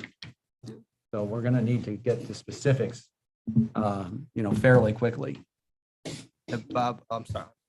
Go ahead, Will, Abhishek. go ahead. I just had one comment on the size of the PR district without taking a firm position on this. I do think there's an understandable tendency for us to view it framing downtown, right? Downtown is the center and we go out. I think my understanding and certainly my desire, the whole purpose of it is that you create walkable neighborhoods that exist. So it's not downtown centric. So in fact, the whole point of it is maybe you have a unique little spot up there by the high school, right? You have a little walkable neighborhood up there with a few businesses. So I do think that conceptually, if we decide to focus that walkable means how far are you from downtown? Well, fair enough, right? I mean, that's a choice we can make. But if we mean walkable is actually these, my view of this, certainly the whole point of this is to create these unique little pockets of Bowling Green with little walkable, maybe neighborhood is the wrong word because, we're not the biggest town in the world, right? But these little micro neighborhoods of a street or two, a corner or two, a couple businesses that are unique. I think that's the purpose. So for me, the size of it, again, open to input, but I think I'm not intimidated by the size because I don't think of it as, I don't measure it by how far is it from downtown. I think of it, this is facilitating a unique mixed neighborhood with some residents, businesses, and it probably is close to something. So the north part, maybe it's the high school over here, park. So just conceptually, that's a different one. Okay. Yeah, it's a different way of looking at it. I understand what you're saying. Abhishek, you were going to say something. Yeah, I was saying similar to what Will was kind of, maybe we can have a little bit step-by-step approach to the PR because it's so large, so houses which are closer to downtown don't need too much of changes, right? So those who are far off may need a little bit. So like the size from the front, right, 5 foot, we could be a little bit kind of thinking a little bit more step. Yeah, like, could it be the ones who already don't have the problem, which we are trying to, so say, for instance, walkability and kind of old houses, and we want to maintain the characteristic and people really love it. And the houses which are a little far away from the downtown, because on the other side, could we have a little bit more different approach to taking that, though they are in the PR district, rather than completely, maybe not narrowing PR district, but kind of thinking it a little bit step by how far is it and what kind of characteristics of the houses are there and how we can make it better.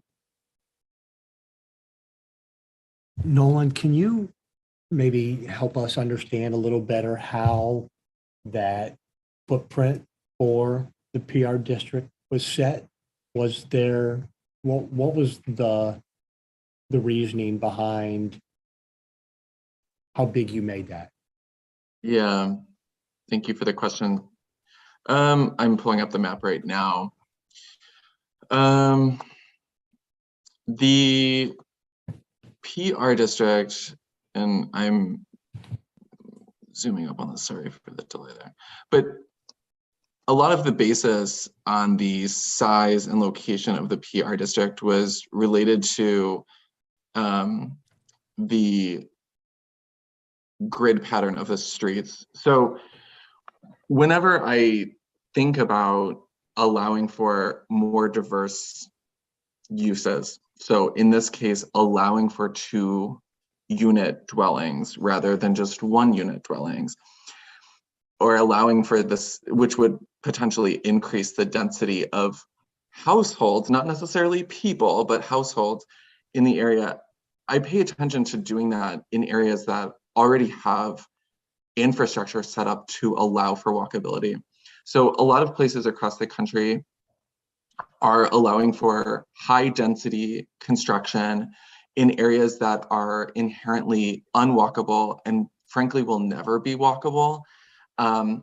And this may be occurring in Bowling Green on the other side of the interstate highway, where there may be hundreds of units going in an area that, based on the road infrastructure, just will always be gasoline dependent.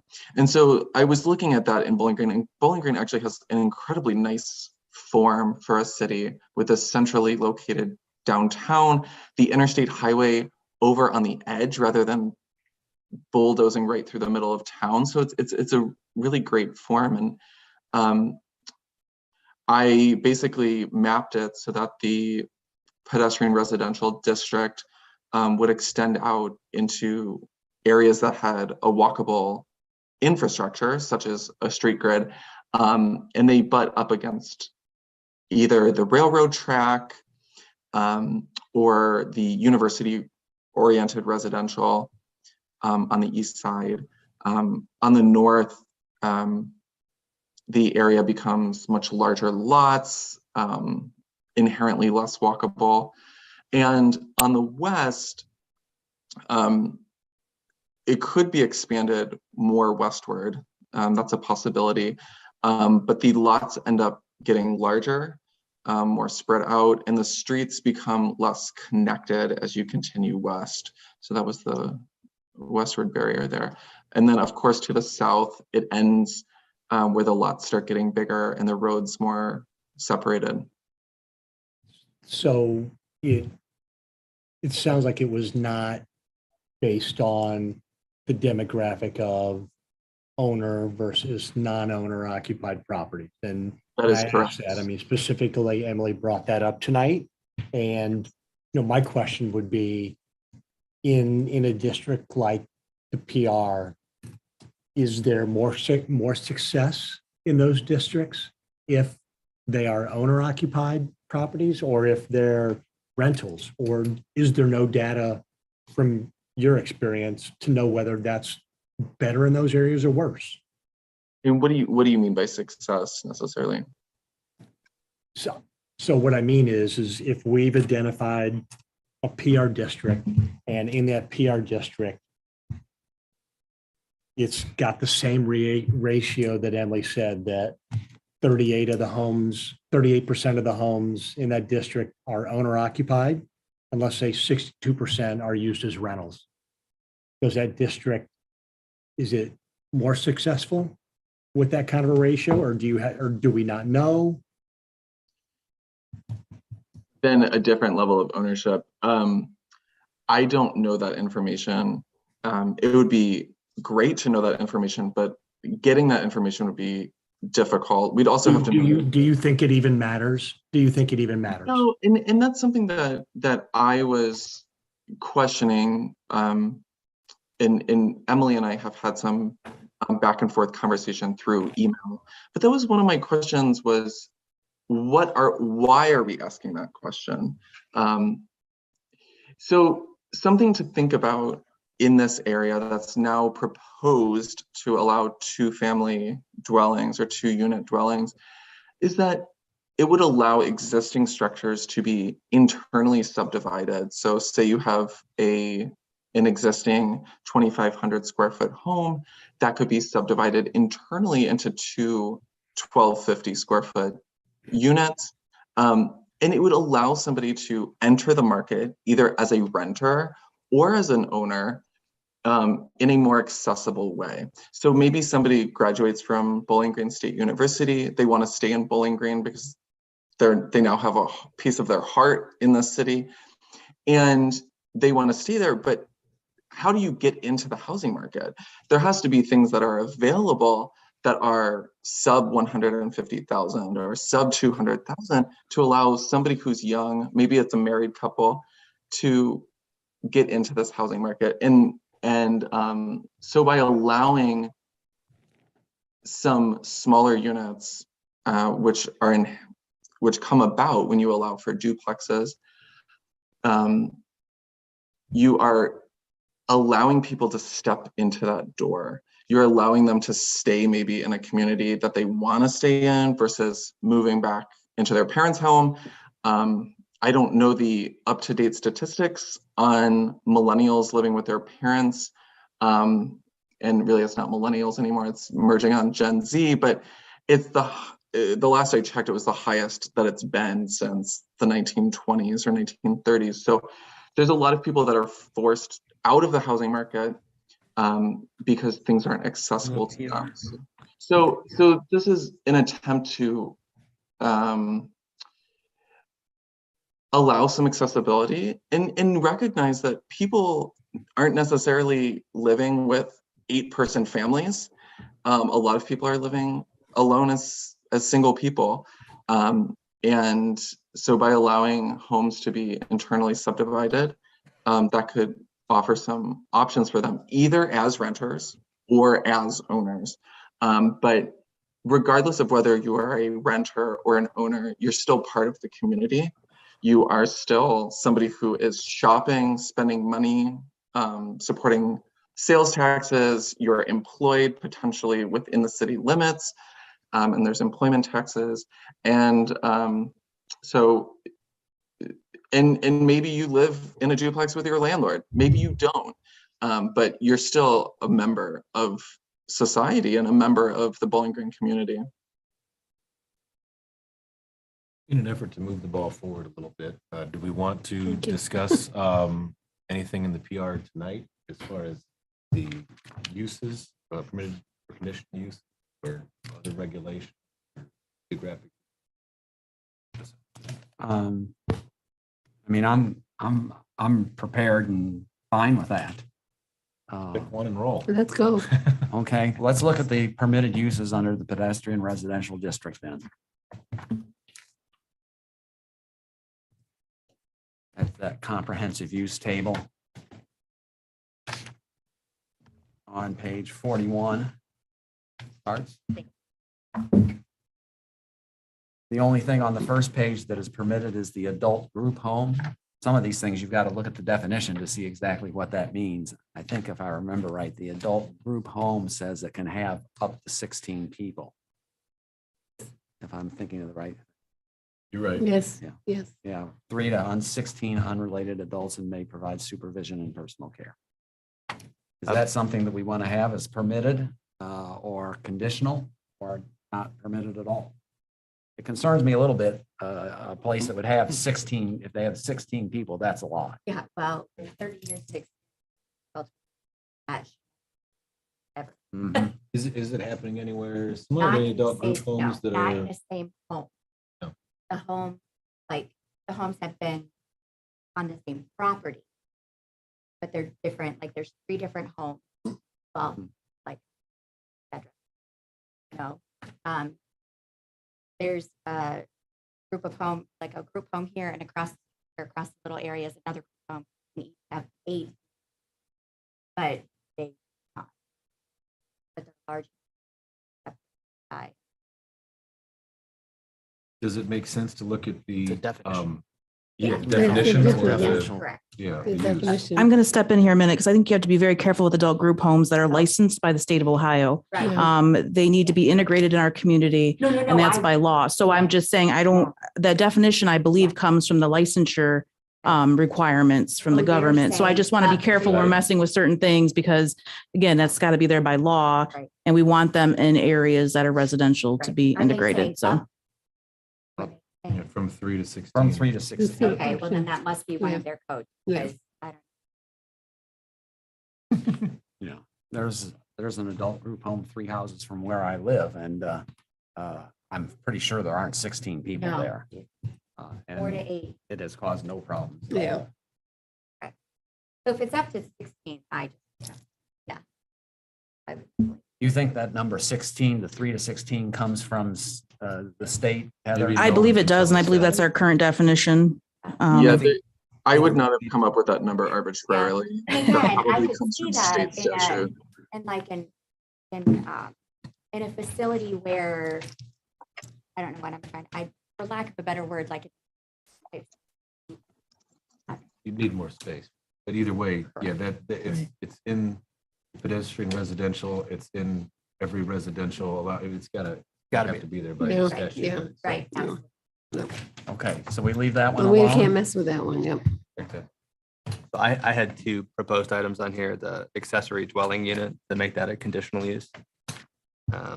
Similar to R2, see over there. You have any thoughts about that, Nolan? Making accessory dwelling units a conditional use in the pedestrian residential district? Yeah, so my thoughts are originally, earlier drafts did have accessory dwelling units as permitted, I believe, in the PR. That was taken out some drafts ago. I'm trying to remember the rationale behind it being removed in the earlier drafts. I think there was concern about that there were already duplexes being permitted in the pedestrian residential, and that the accessory dwelling units would therefore allow a 3rd unit. So I think that was the main concern and why there was pressure to remove that from the drafts a couple drafts ago. It'd Mm. be pretty easy to draft for that later on in the ADU section. Just to say that one of the, because remember, if it's a conditional use, then it goes to the planning director. Right. So you can make that a condition of it. That'd be 15098, I think. A condition being that there only be 1 unit. So if it's an ADU in the PR, then we could make it a condition that if there's 2 units already, then you can't have an ADU. So there really, I would like to interrupt, there really would be no purpose in that. For example, if a 2-unit dwelling is permitted by right already, then and you only have 1 unit on the lot. If you create a 2nd unit, that is therefore you have a 2-unit dwelling on the lot. And it wouldn't be considered an accessory dwelling unit at that point. It would be considered a 2nd principal dwelling.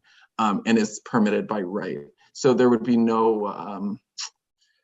there'd be no reason why a landowner would go the route of going through a conditional use approval to get that accessory dwelling unit when that person already has the by right permission to put 2 units on their lot.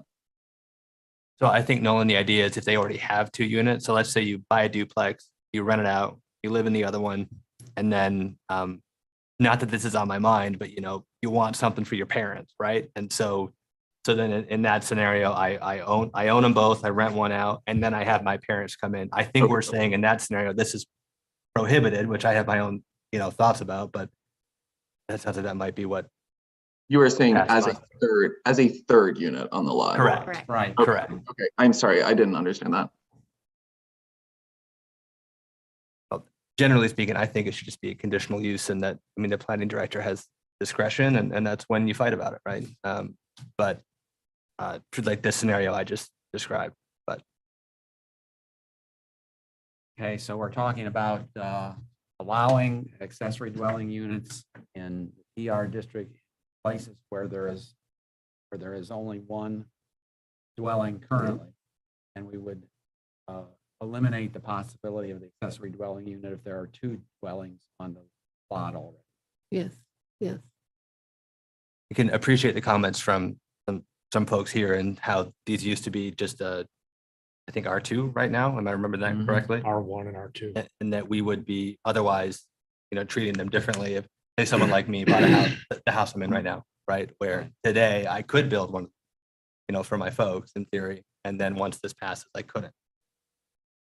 Yeah, the accessory dwelling unit is permitted in R1 and Right. it's conditional in R2. Make it consistent. And Any I don't know thoughts, why we Heather? would treat Is the that, PR district any different I than don't R1 either. and R2. Right. I agree with that. Yeah. Yeah. I think stepping back a minute, what Nolan had mentioned, we had met with some other people on staff about that. And there was some concern that kind of what we mentioned tonight, that maybe trying it on a trial basis within the R1 and R2 may be a good starting spot. And then expanding later to PR if we thought there was value in that, because in the PR, you can already have a 2-unit dwelling. That's was our discussion. Oh, So okay. I'm just throwing it out there because that was another facet to that topic. And if I read the definition, it says that customary associated with one dwelling unit is a place for religious assembly, a professional office use, or an agriculture use. It doesn't state the purpose of that assessment. It could be for living, it could be for anything. Right? That's right. Yeah. So if it was like a law office and you Yeah. could attach the 80. Yeah.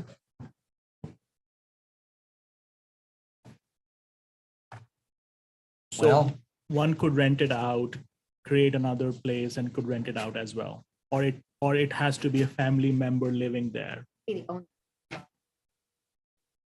Because the definition doesn't say any of this. Not in the definition. no, but then under the section on accessory dwelling units, it does say that the owner Yeah, has to it's under the- occupy. yeah. Somewhere So, around there. so if I were to, if I were to own it, I could have Will living in one side and then Will's business the other.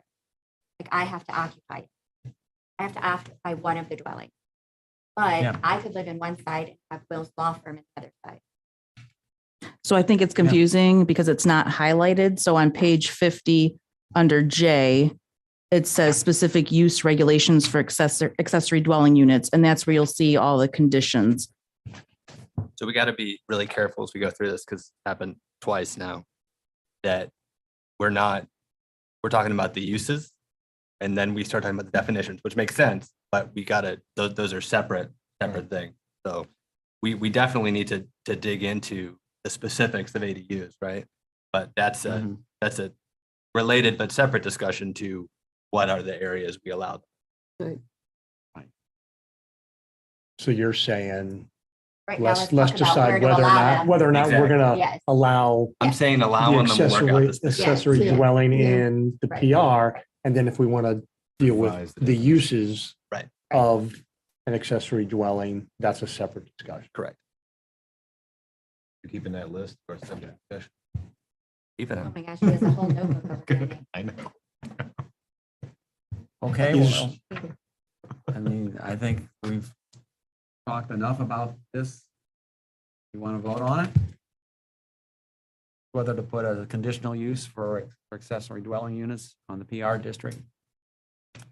Let's. So I mean, that's what we eventually got to do. We got to, we can't Yeah. just talk, we got to decide. If he makes the motion, I'll second it. Okay, I'll move that we have a conditional permitted use for the accessory dwelling unit in the PR district. And I'll second it. Okay, why don't you just call the roll, Heather, and see how many people are in favor of that? I've got so many papers. I got to find my cheat sheet. Sorry about that.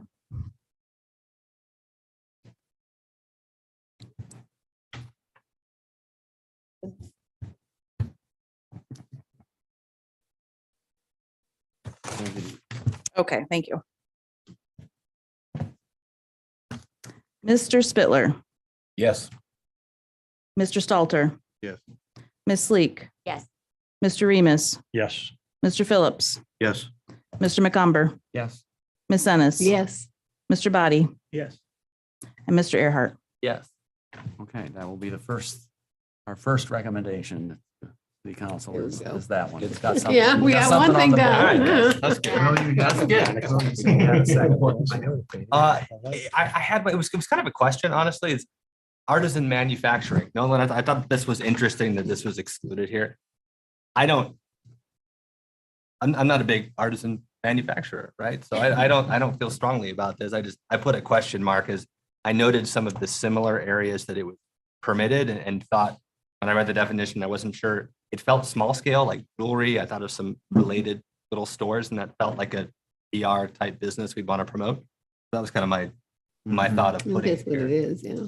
Yeah, the definition says not exceeding 3,000 square feet of floor area. Right. Yeah. I'm Talks thinking about of artwork, jewelry, furniture, sculpture. it's your pottery. Coyote Beach, in a different part of town. Yeah. Right. Yeah. Yeah. So I had proposed at least a conditional use, thinking that maybe there was something I was missing about this type of business that makes it not just a check the box, yes, but could easily be a permit.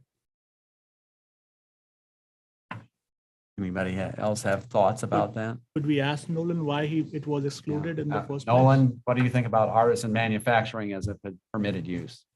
Yeah, I don't recall a specific reason why that was excluded from the pedestrian residential district.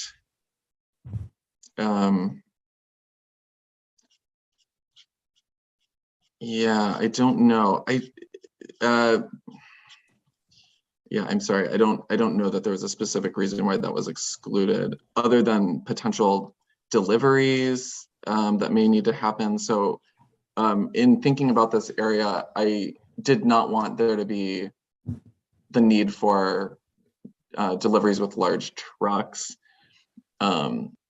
So that was a concern, but I don't know if that was the reason that I didn't have that on there. I don't recall. I apologize.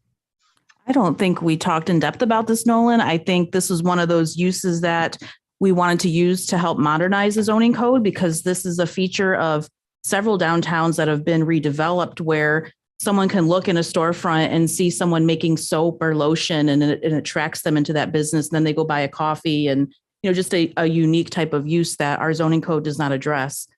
So that was the only discussion. We didn't talk in depth about the PR. It was really making sure it was in the code, step one, and that it was allotted for our downtown. Well, Yeah, I moved to think make it a this permitted principal use. I do too.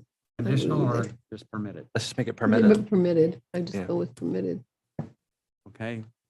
Will made the Yeah. motion. So moved. Second, somebody? Yep, got it. Okay, Erica Erica, second.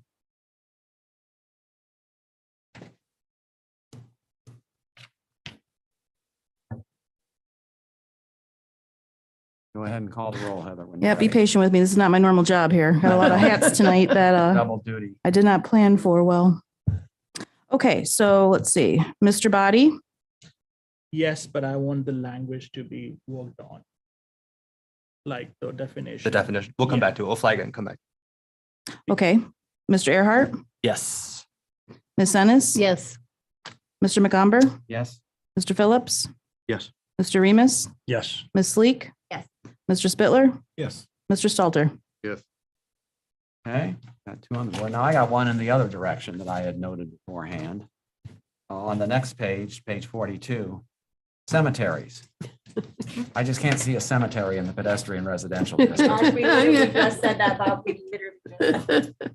Well, pet cemeteries are very quiet and small. No, I'm I'm just just saying, teasing. I'm sorry. Bad Any joke, bad cemetery joke. should be quiet. I don't know about small. Oh, they're not. No. Yeah. Yeah, that was kind of strange.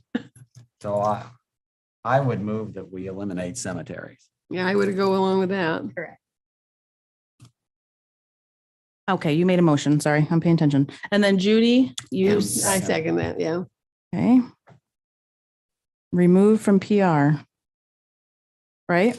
Yep. Right, That's yes. the motion is Yes. to remove it from the PR district. Okay. Mr. Remus, Yes. Ms. Sleek, Yes. Mr. Spittler, Yes. Mr. Stalter, Yes. Mr. Phillips, Yes. Mr. McComber, Yes. Ms. Ennis, Yes.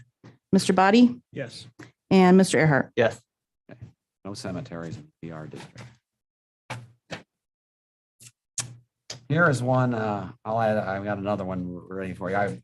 I was thinking in terms of it being conditional instead of just permitted. This would be to go to your profession, Erica, daycare centers. It's on page 43, and right now it's permitted.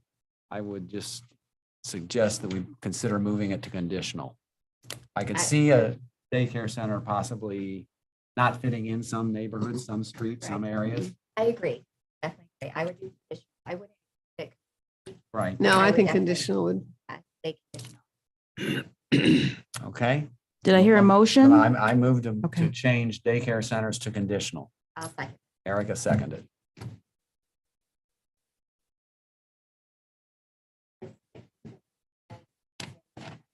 Here until midnight. I'll keep it 5 a.m. Yeah. We're going to really look at the regulations of some of that are as far as time, everything. Okay. Mr. Body, Yes. Mr. Earhart, Yes. Ms. Ennis, Yes. Mr. McCumber, Yes. Mr. Phillips, Yes. Mr. Remus, Yes. Ms. Sleek, Yes. Mr. Spittler, Yes. Mr. Stalter. Yes.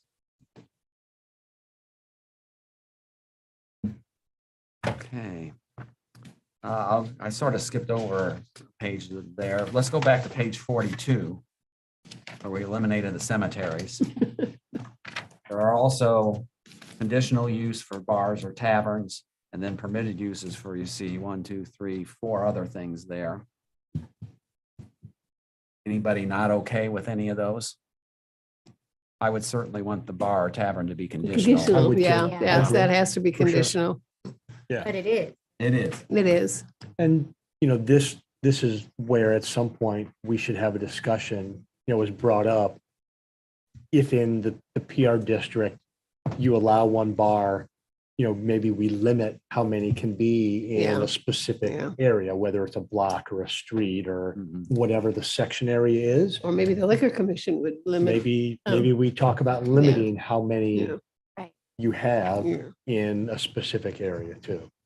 That would be part of the And then I think conditional it's use. also, again, important about hours. Like if we're going to, business, of course, but in a residential area, I mean, I know that I got a lot of slack when I opened school in an area with residents, but they were really happy that I wasn't open 24 hours a day like the other two businesses that were there before me. So I do think hours are very important for putting them in a neighborhood where people have to live, sleep, and go to work. And I think what happens in those buildings is really important too. You don't want a absolutely, hard rock band at 2:00 in the morning Absolutely. on the deck playing. Okay, I think we'll get to limitations that we can put on businesses later on. That'd be Yeah. later. For now, Yeah. we're just looking for what we're Yeah. gonna have as Yeah. permitted and conditional and not, and things that are not allowed. On the next page, I guess we're okay on page 42 then, it sounds like. On page 43, nothing was permitted other than the daycare center. I'm not seeing anything else there that I would change. Anybody feel differently? So I just have a general question, and maybe it's for Heather as much as anybody in the group, but let's say that, there's a need for a hotel, a conference center, and there's not space in the neighborhood commercial. And it could potentially bleed into pedestrian residential that's still very close. Like, what would happen if something like that came about? Well, you would Like- have to amend Yeah. The zoning code, But yeah. it could be amended at a later time. or zoning change. To either conditionally be a conditional use, correct? Right. Okay. the food pantry, Say that again? The food pantry. The food pantry. Like, 3 areas, sorry.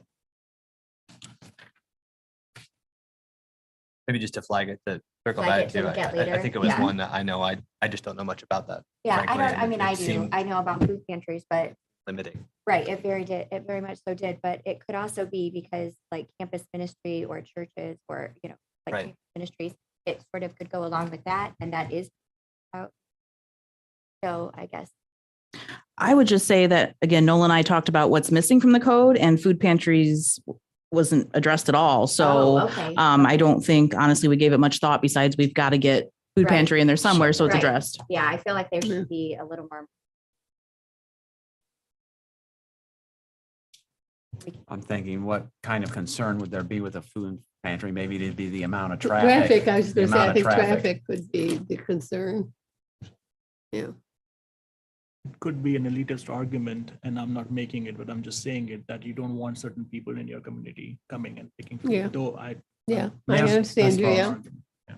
And we did think about where they're at now. The ones we're aware of are in the IE, the neighborhood commercial, so, and institutional, it basically churches, Yeah, and then those two districts. So that's why we went with those two. yeah. Okay, let's leave that alone for Yeah, now I then. would. Going to page 44. Here's one I thought, again, didn't, in my mind, fit into the pedestrian residential area, nursing homes.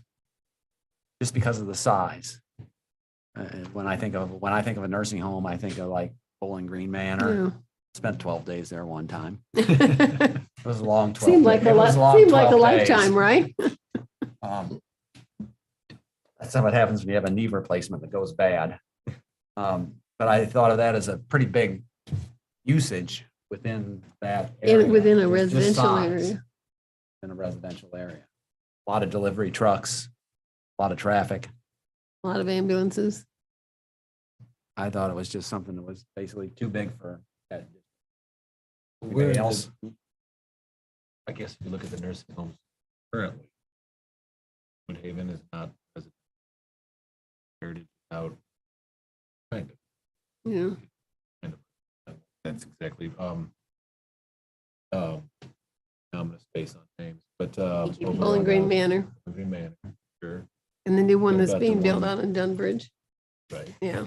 Right. Brookdale's right next to Brookdale's right in Summerfield. the Yeah. It's right next to condos. Summerfield. Yeah. Mhm. Yeah. But that has easy access to the bigger streets, Yeah. right there. Maybe it And would be maybe like the a condition traffic does house. make. My mother-in-law just put her brother at Brookdale, and one of the biggest reasons she did it is because it's Right close to there. where she lives. Yeah. So she can go over, they can go walk, Right. she can walk them over to her house, and she liked that option to Right. be able to just walk them back over to her place. And I would just add that some nursing homes are not your traditional nursing home that you think of this huge building. Right. Like, There they're can be a individual, but they conglomeration can of be homes. houses. Yeah, So Or I think assisted that's living, different. or- Right. yeah, It could be- yeah. Yeah. So you like it as a conditional use? Yeah. I think it would Yeah, okay. conditional use, yeah. Okay, leave that one alone. Right? Again, I'll note the microbrewery was a conditional use. Definitely conditional. Same as a bar. There was nothing else on that page I was inclined to change. Anybody feel differently? Okay, let's keep going. Page 45 we're up to now. Okay. I had one, Bob. I added a conditional use for a restaurant. Restaurant. Yeah, I can see that. Restaurant, it covers a lot of territory. Could be a restaurant, could be a rather large We'd have the same business. concerns, Could right? be a cafe on a corner lot. Exactly. We'd want to avoid this is a joke. We'd want to avoid the Applebee. Oh, please don't do that. I was waiting for you to say that. But you'd want to allow the cafe, right? Please don't say Applebee's. Or a donut shop, or. You want to facilitate the small neighborhood item and avoid the larger chain item. Right. Well, anybody else have any thoughts? That kind of makes sense to me. It does Yeah. come Well, to- yeah. I'm the school, the primary, secondary. We'll whoops, just sorry. talk We need a motion. about the Sorry. restaurant for Yeah. now. I'm trying to fast forward here. Move to make it conditional use. Yeah. Conditional. Second. Go second. Hold on, that was quiet. Okay, Yeah. so Sorry, I moved made a to- motion. to add restaurant as a condition. and who, I seconded. okay. All right, any additional discussion? Are we good?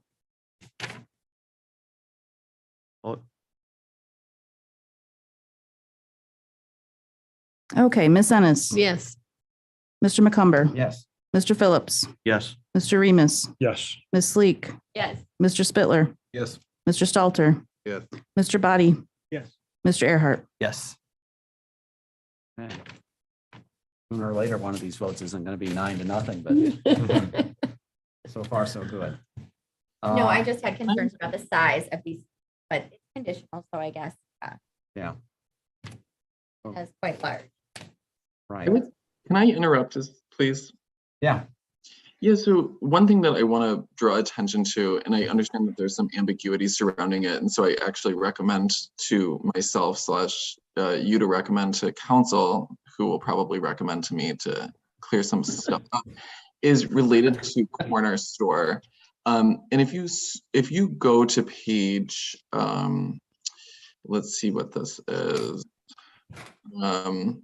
page 54, and this may help with some of the conversation about limiting the size of some of these commercial uses, limiting the density of such commercial uses and the location, et cetera, and adding some more predictability, is that a corner store use shall not be permitted on any lot unless such lot is a corner lot. A corner store use shall not be conducted within any portion of a structure unless the corner store use is conducted fully within the basement or first floor of the structure. May not exceed 1,000 square feet. A corner store use is limited, and this is where the ambiguity is within the word limited, to the following commercial uses: food and beverage sales for on-premises consumption, et cetera, retail, artisan manufacturing, and household services. So there is an option, and something that I just want to present to you, that you could, in the use table, allow for a restaurant with an asterisk, and the asterisk could say, essentially, if such a restaurant constitutes a corner store. And then that would be, these limits would be built in, that it would only be allowed on the first floor or basement. It would only be allowed to be 1,000 square feet, which is small, sure. But that's an option that I just wanted to present to you when discussing these artisan manufacturing or restaurant or et cetera.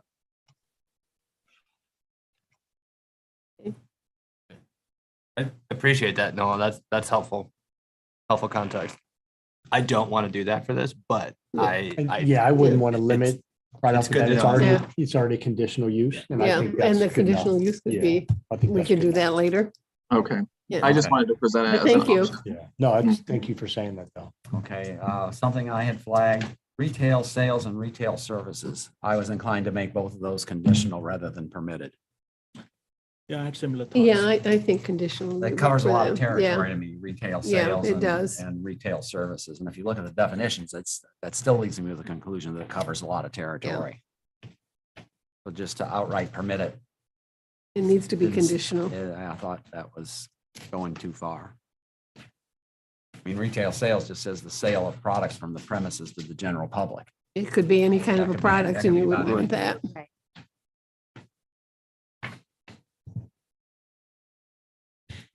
So do you Okay. need a motion Well, to make yeah. that conditional? Okay, so moved. Move, change both of them. To change both of them. Yep. I think retails, I think they'll go together. Retail sales and retail services from P to C. I'll That's the second. motion. Yep. I'll Abhishek seconded it. Okay. All right, Mr. Earhart, yes. Mr. Body, Yes. Ms. Ennis. Yes. Mr. McCumber, Yes. Mr. Phillips, Yes. Mr. Remus, Yes. Ms. Sleek, Yes. Mr. Spittler, Yes. and Mr. Stalter. Yes. Okay, still going a perfect record here.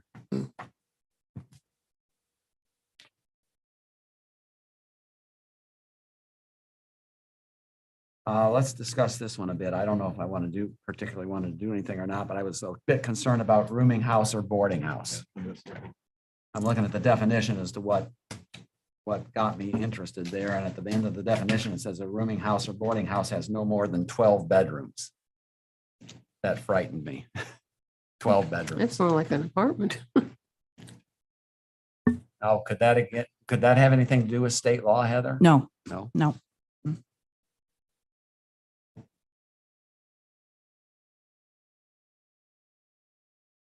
That fall into the bed and It's breakfast? more, it sounds like.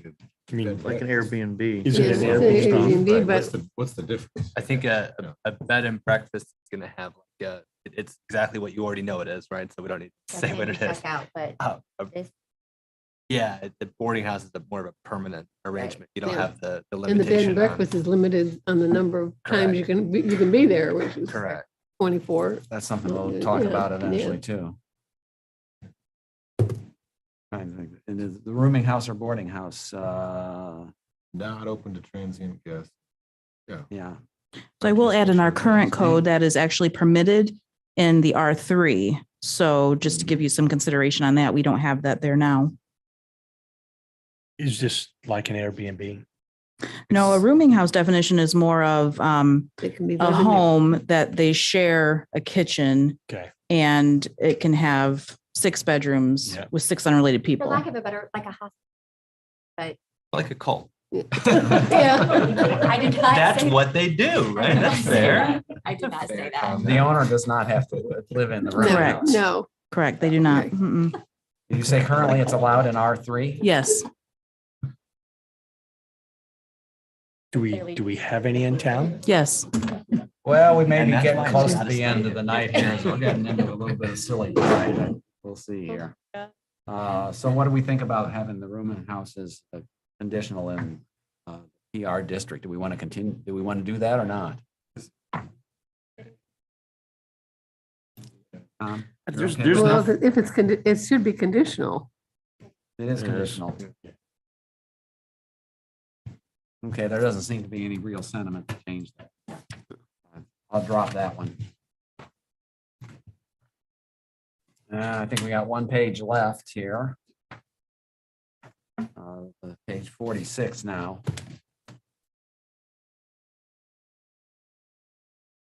I did not have anything on there that I was suggesting a change. Anybody else? I would just say like the type A and type family daycare home. It's childcare place. Mhm. Again, hours, traffic, when it's about how big type A and type B family daycare. As big as, it has to be 7 kids. But it's already conditional. I was gonna say, it could be all adults too. Right, correct. And they have to be licensed, just like an adult Yeah, group Like home. the state, Mhm. yeah. Yeah. And it's already conditional, so. Okay, we've made it through those uses in the PR district. I think my feeling is that this is probably a pretty good point to stop for the night. Been at it for over 2 hours here and kind of got a demarcation between this and something else. But we need to talk for, Can I add one thing though, before we Yes. move on? I just want to point out an email copy I gave to you this evening that I received from Trinity United Methodist Church. They are requesting that you consider the proposed zoning map instead of the PR to consider them institutional. And so I wanted to make sure I pointed that out to you okay. for your consideration. I gave you a copy of a map too, what they own. You want to take care of that tonight? Try to take care of that now? I mean, I don't think there's going to be any objection. to If you're that. so willing, I can. Anybody take have that. any objection to making? Where- that? We're just waiting and looking Where on the is- map. Yeah, where is? it's the one Right, right it's- next it's- to. it's This is at the email, corner email. of Clough and, No, Just it's east to the- No? right east of the This, courthouse. this is Trinity United Yeah. Methodist. It's almost across from the courthouse. Right next to First the United. station? Yeah. North Summit and Yes. East Court It's like the Street, courthouse. Court Street. northeast corner. Yeah. It's the old Yeah. limestone Yeah, building that's right what there, it's Right right now by the it's- courthouse. I say, what is that? Okay. Which street is that? That's, Summit and Court. it's Summit? Yeah. Okay. Summit and Court You really- But by the That- courthouse. There, I guess when I'm trying to look at this map are and already. get the right street, but that's not, the district has to be contiguous, and changing that would it still be? Would it still work? It would still work. It wouldn't make anything non-contiguous. Yeah. We need the bigger map. Yeah. Okay, fair enough. Right next. It's next to, Courthouse. next to institutional, next to the courthouse. Yes. Yeah, yeah, Right. right across from the courthouse. Okay, let's go ahead and get that on. Yeah. the way then. Okay. No objection to it. I'll make a motion that we grant their request and change that the church from was it NC? Pedestrian institute. residential. to PR. Oh, institutional. from PR to institutional. So moved. Judy seconds. Okay.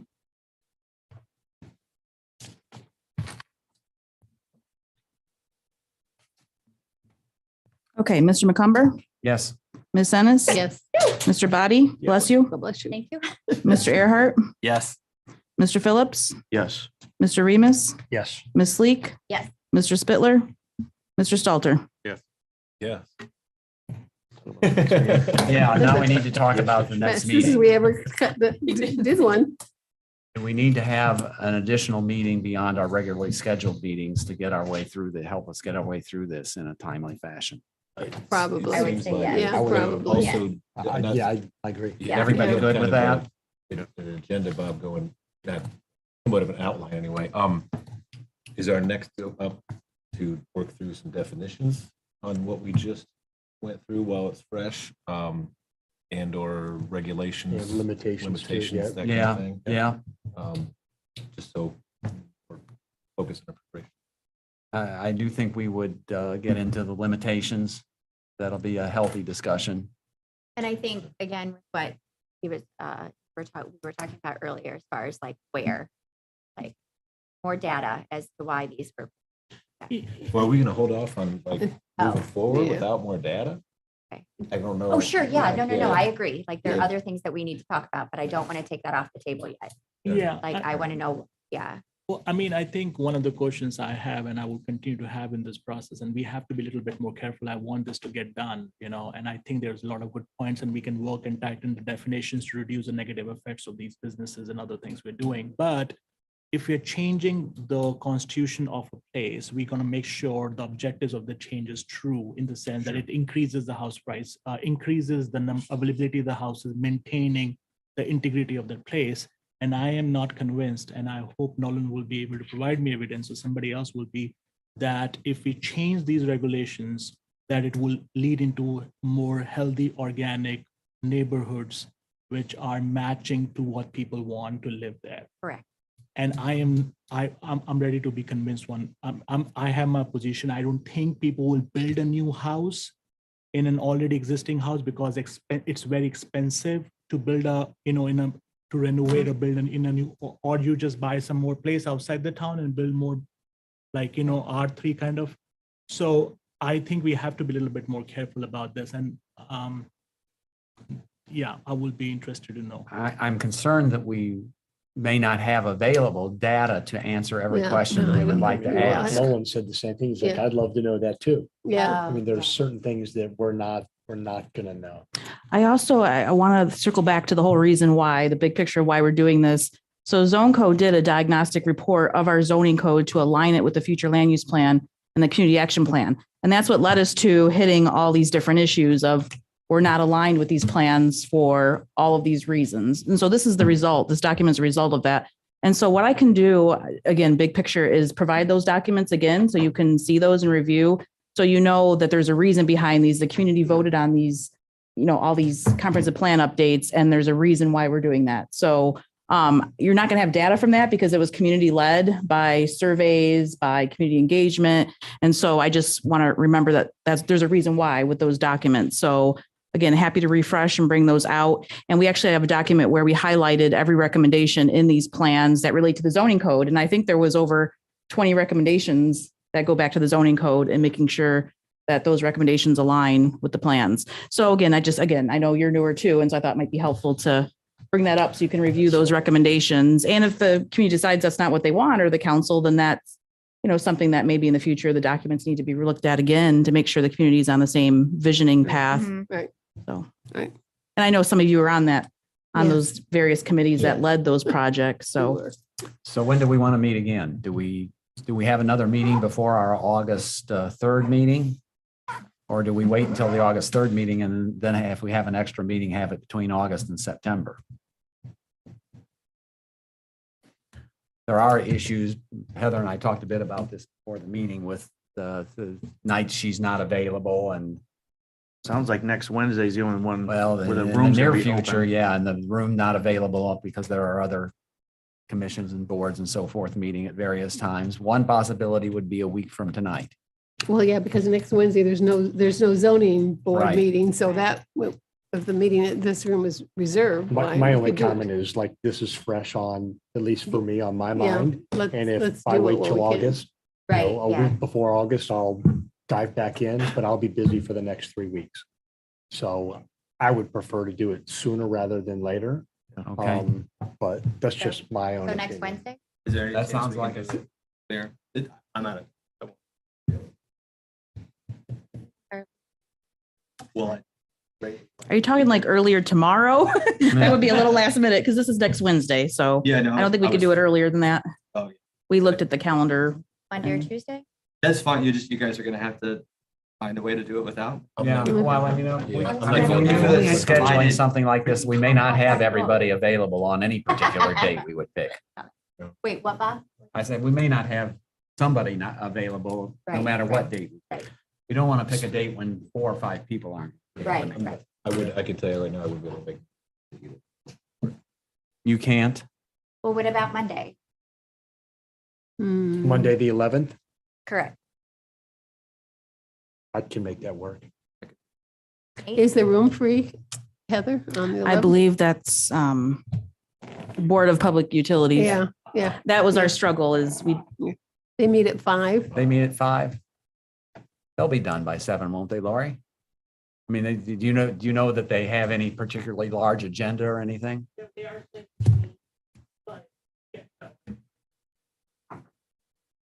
So, Okay, so Monday at 7? It might be late. Monday, the 11th at 7? Yeah. Okay. everybody okay with that? Yeah, Yep. let's try it.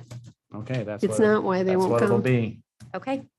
Dig into the details, And the before then, so that limitations? we can continue Is that to what we're move the talking- ball forward. That we're going on as the I limitations. thought, I thought we did a fairly good job of that tonight. It's a pretty Kudos to productive you, Bob. start. You did a great job of holding the public to reasonable conversations and All right, Good job. motion to adjourn. I make a motion. Judy seconded it, past 9-0. We're adjourned.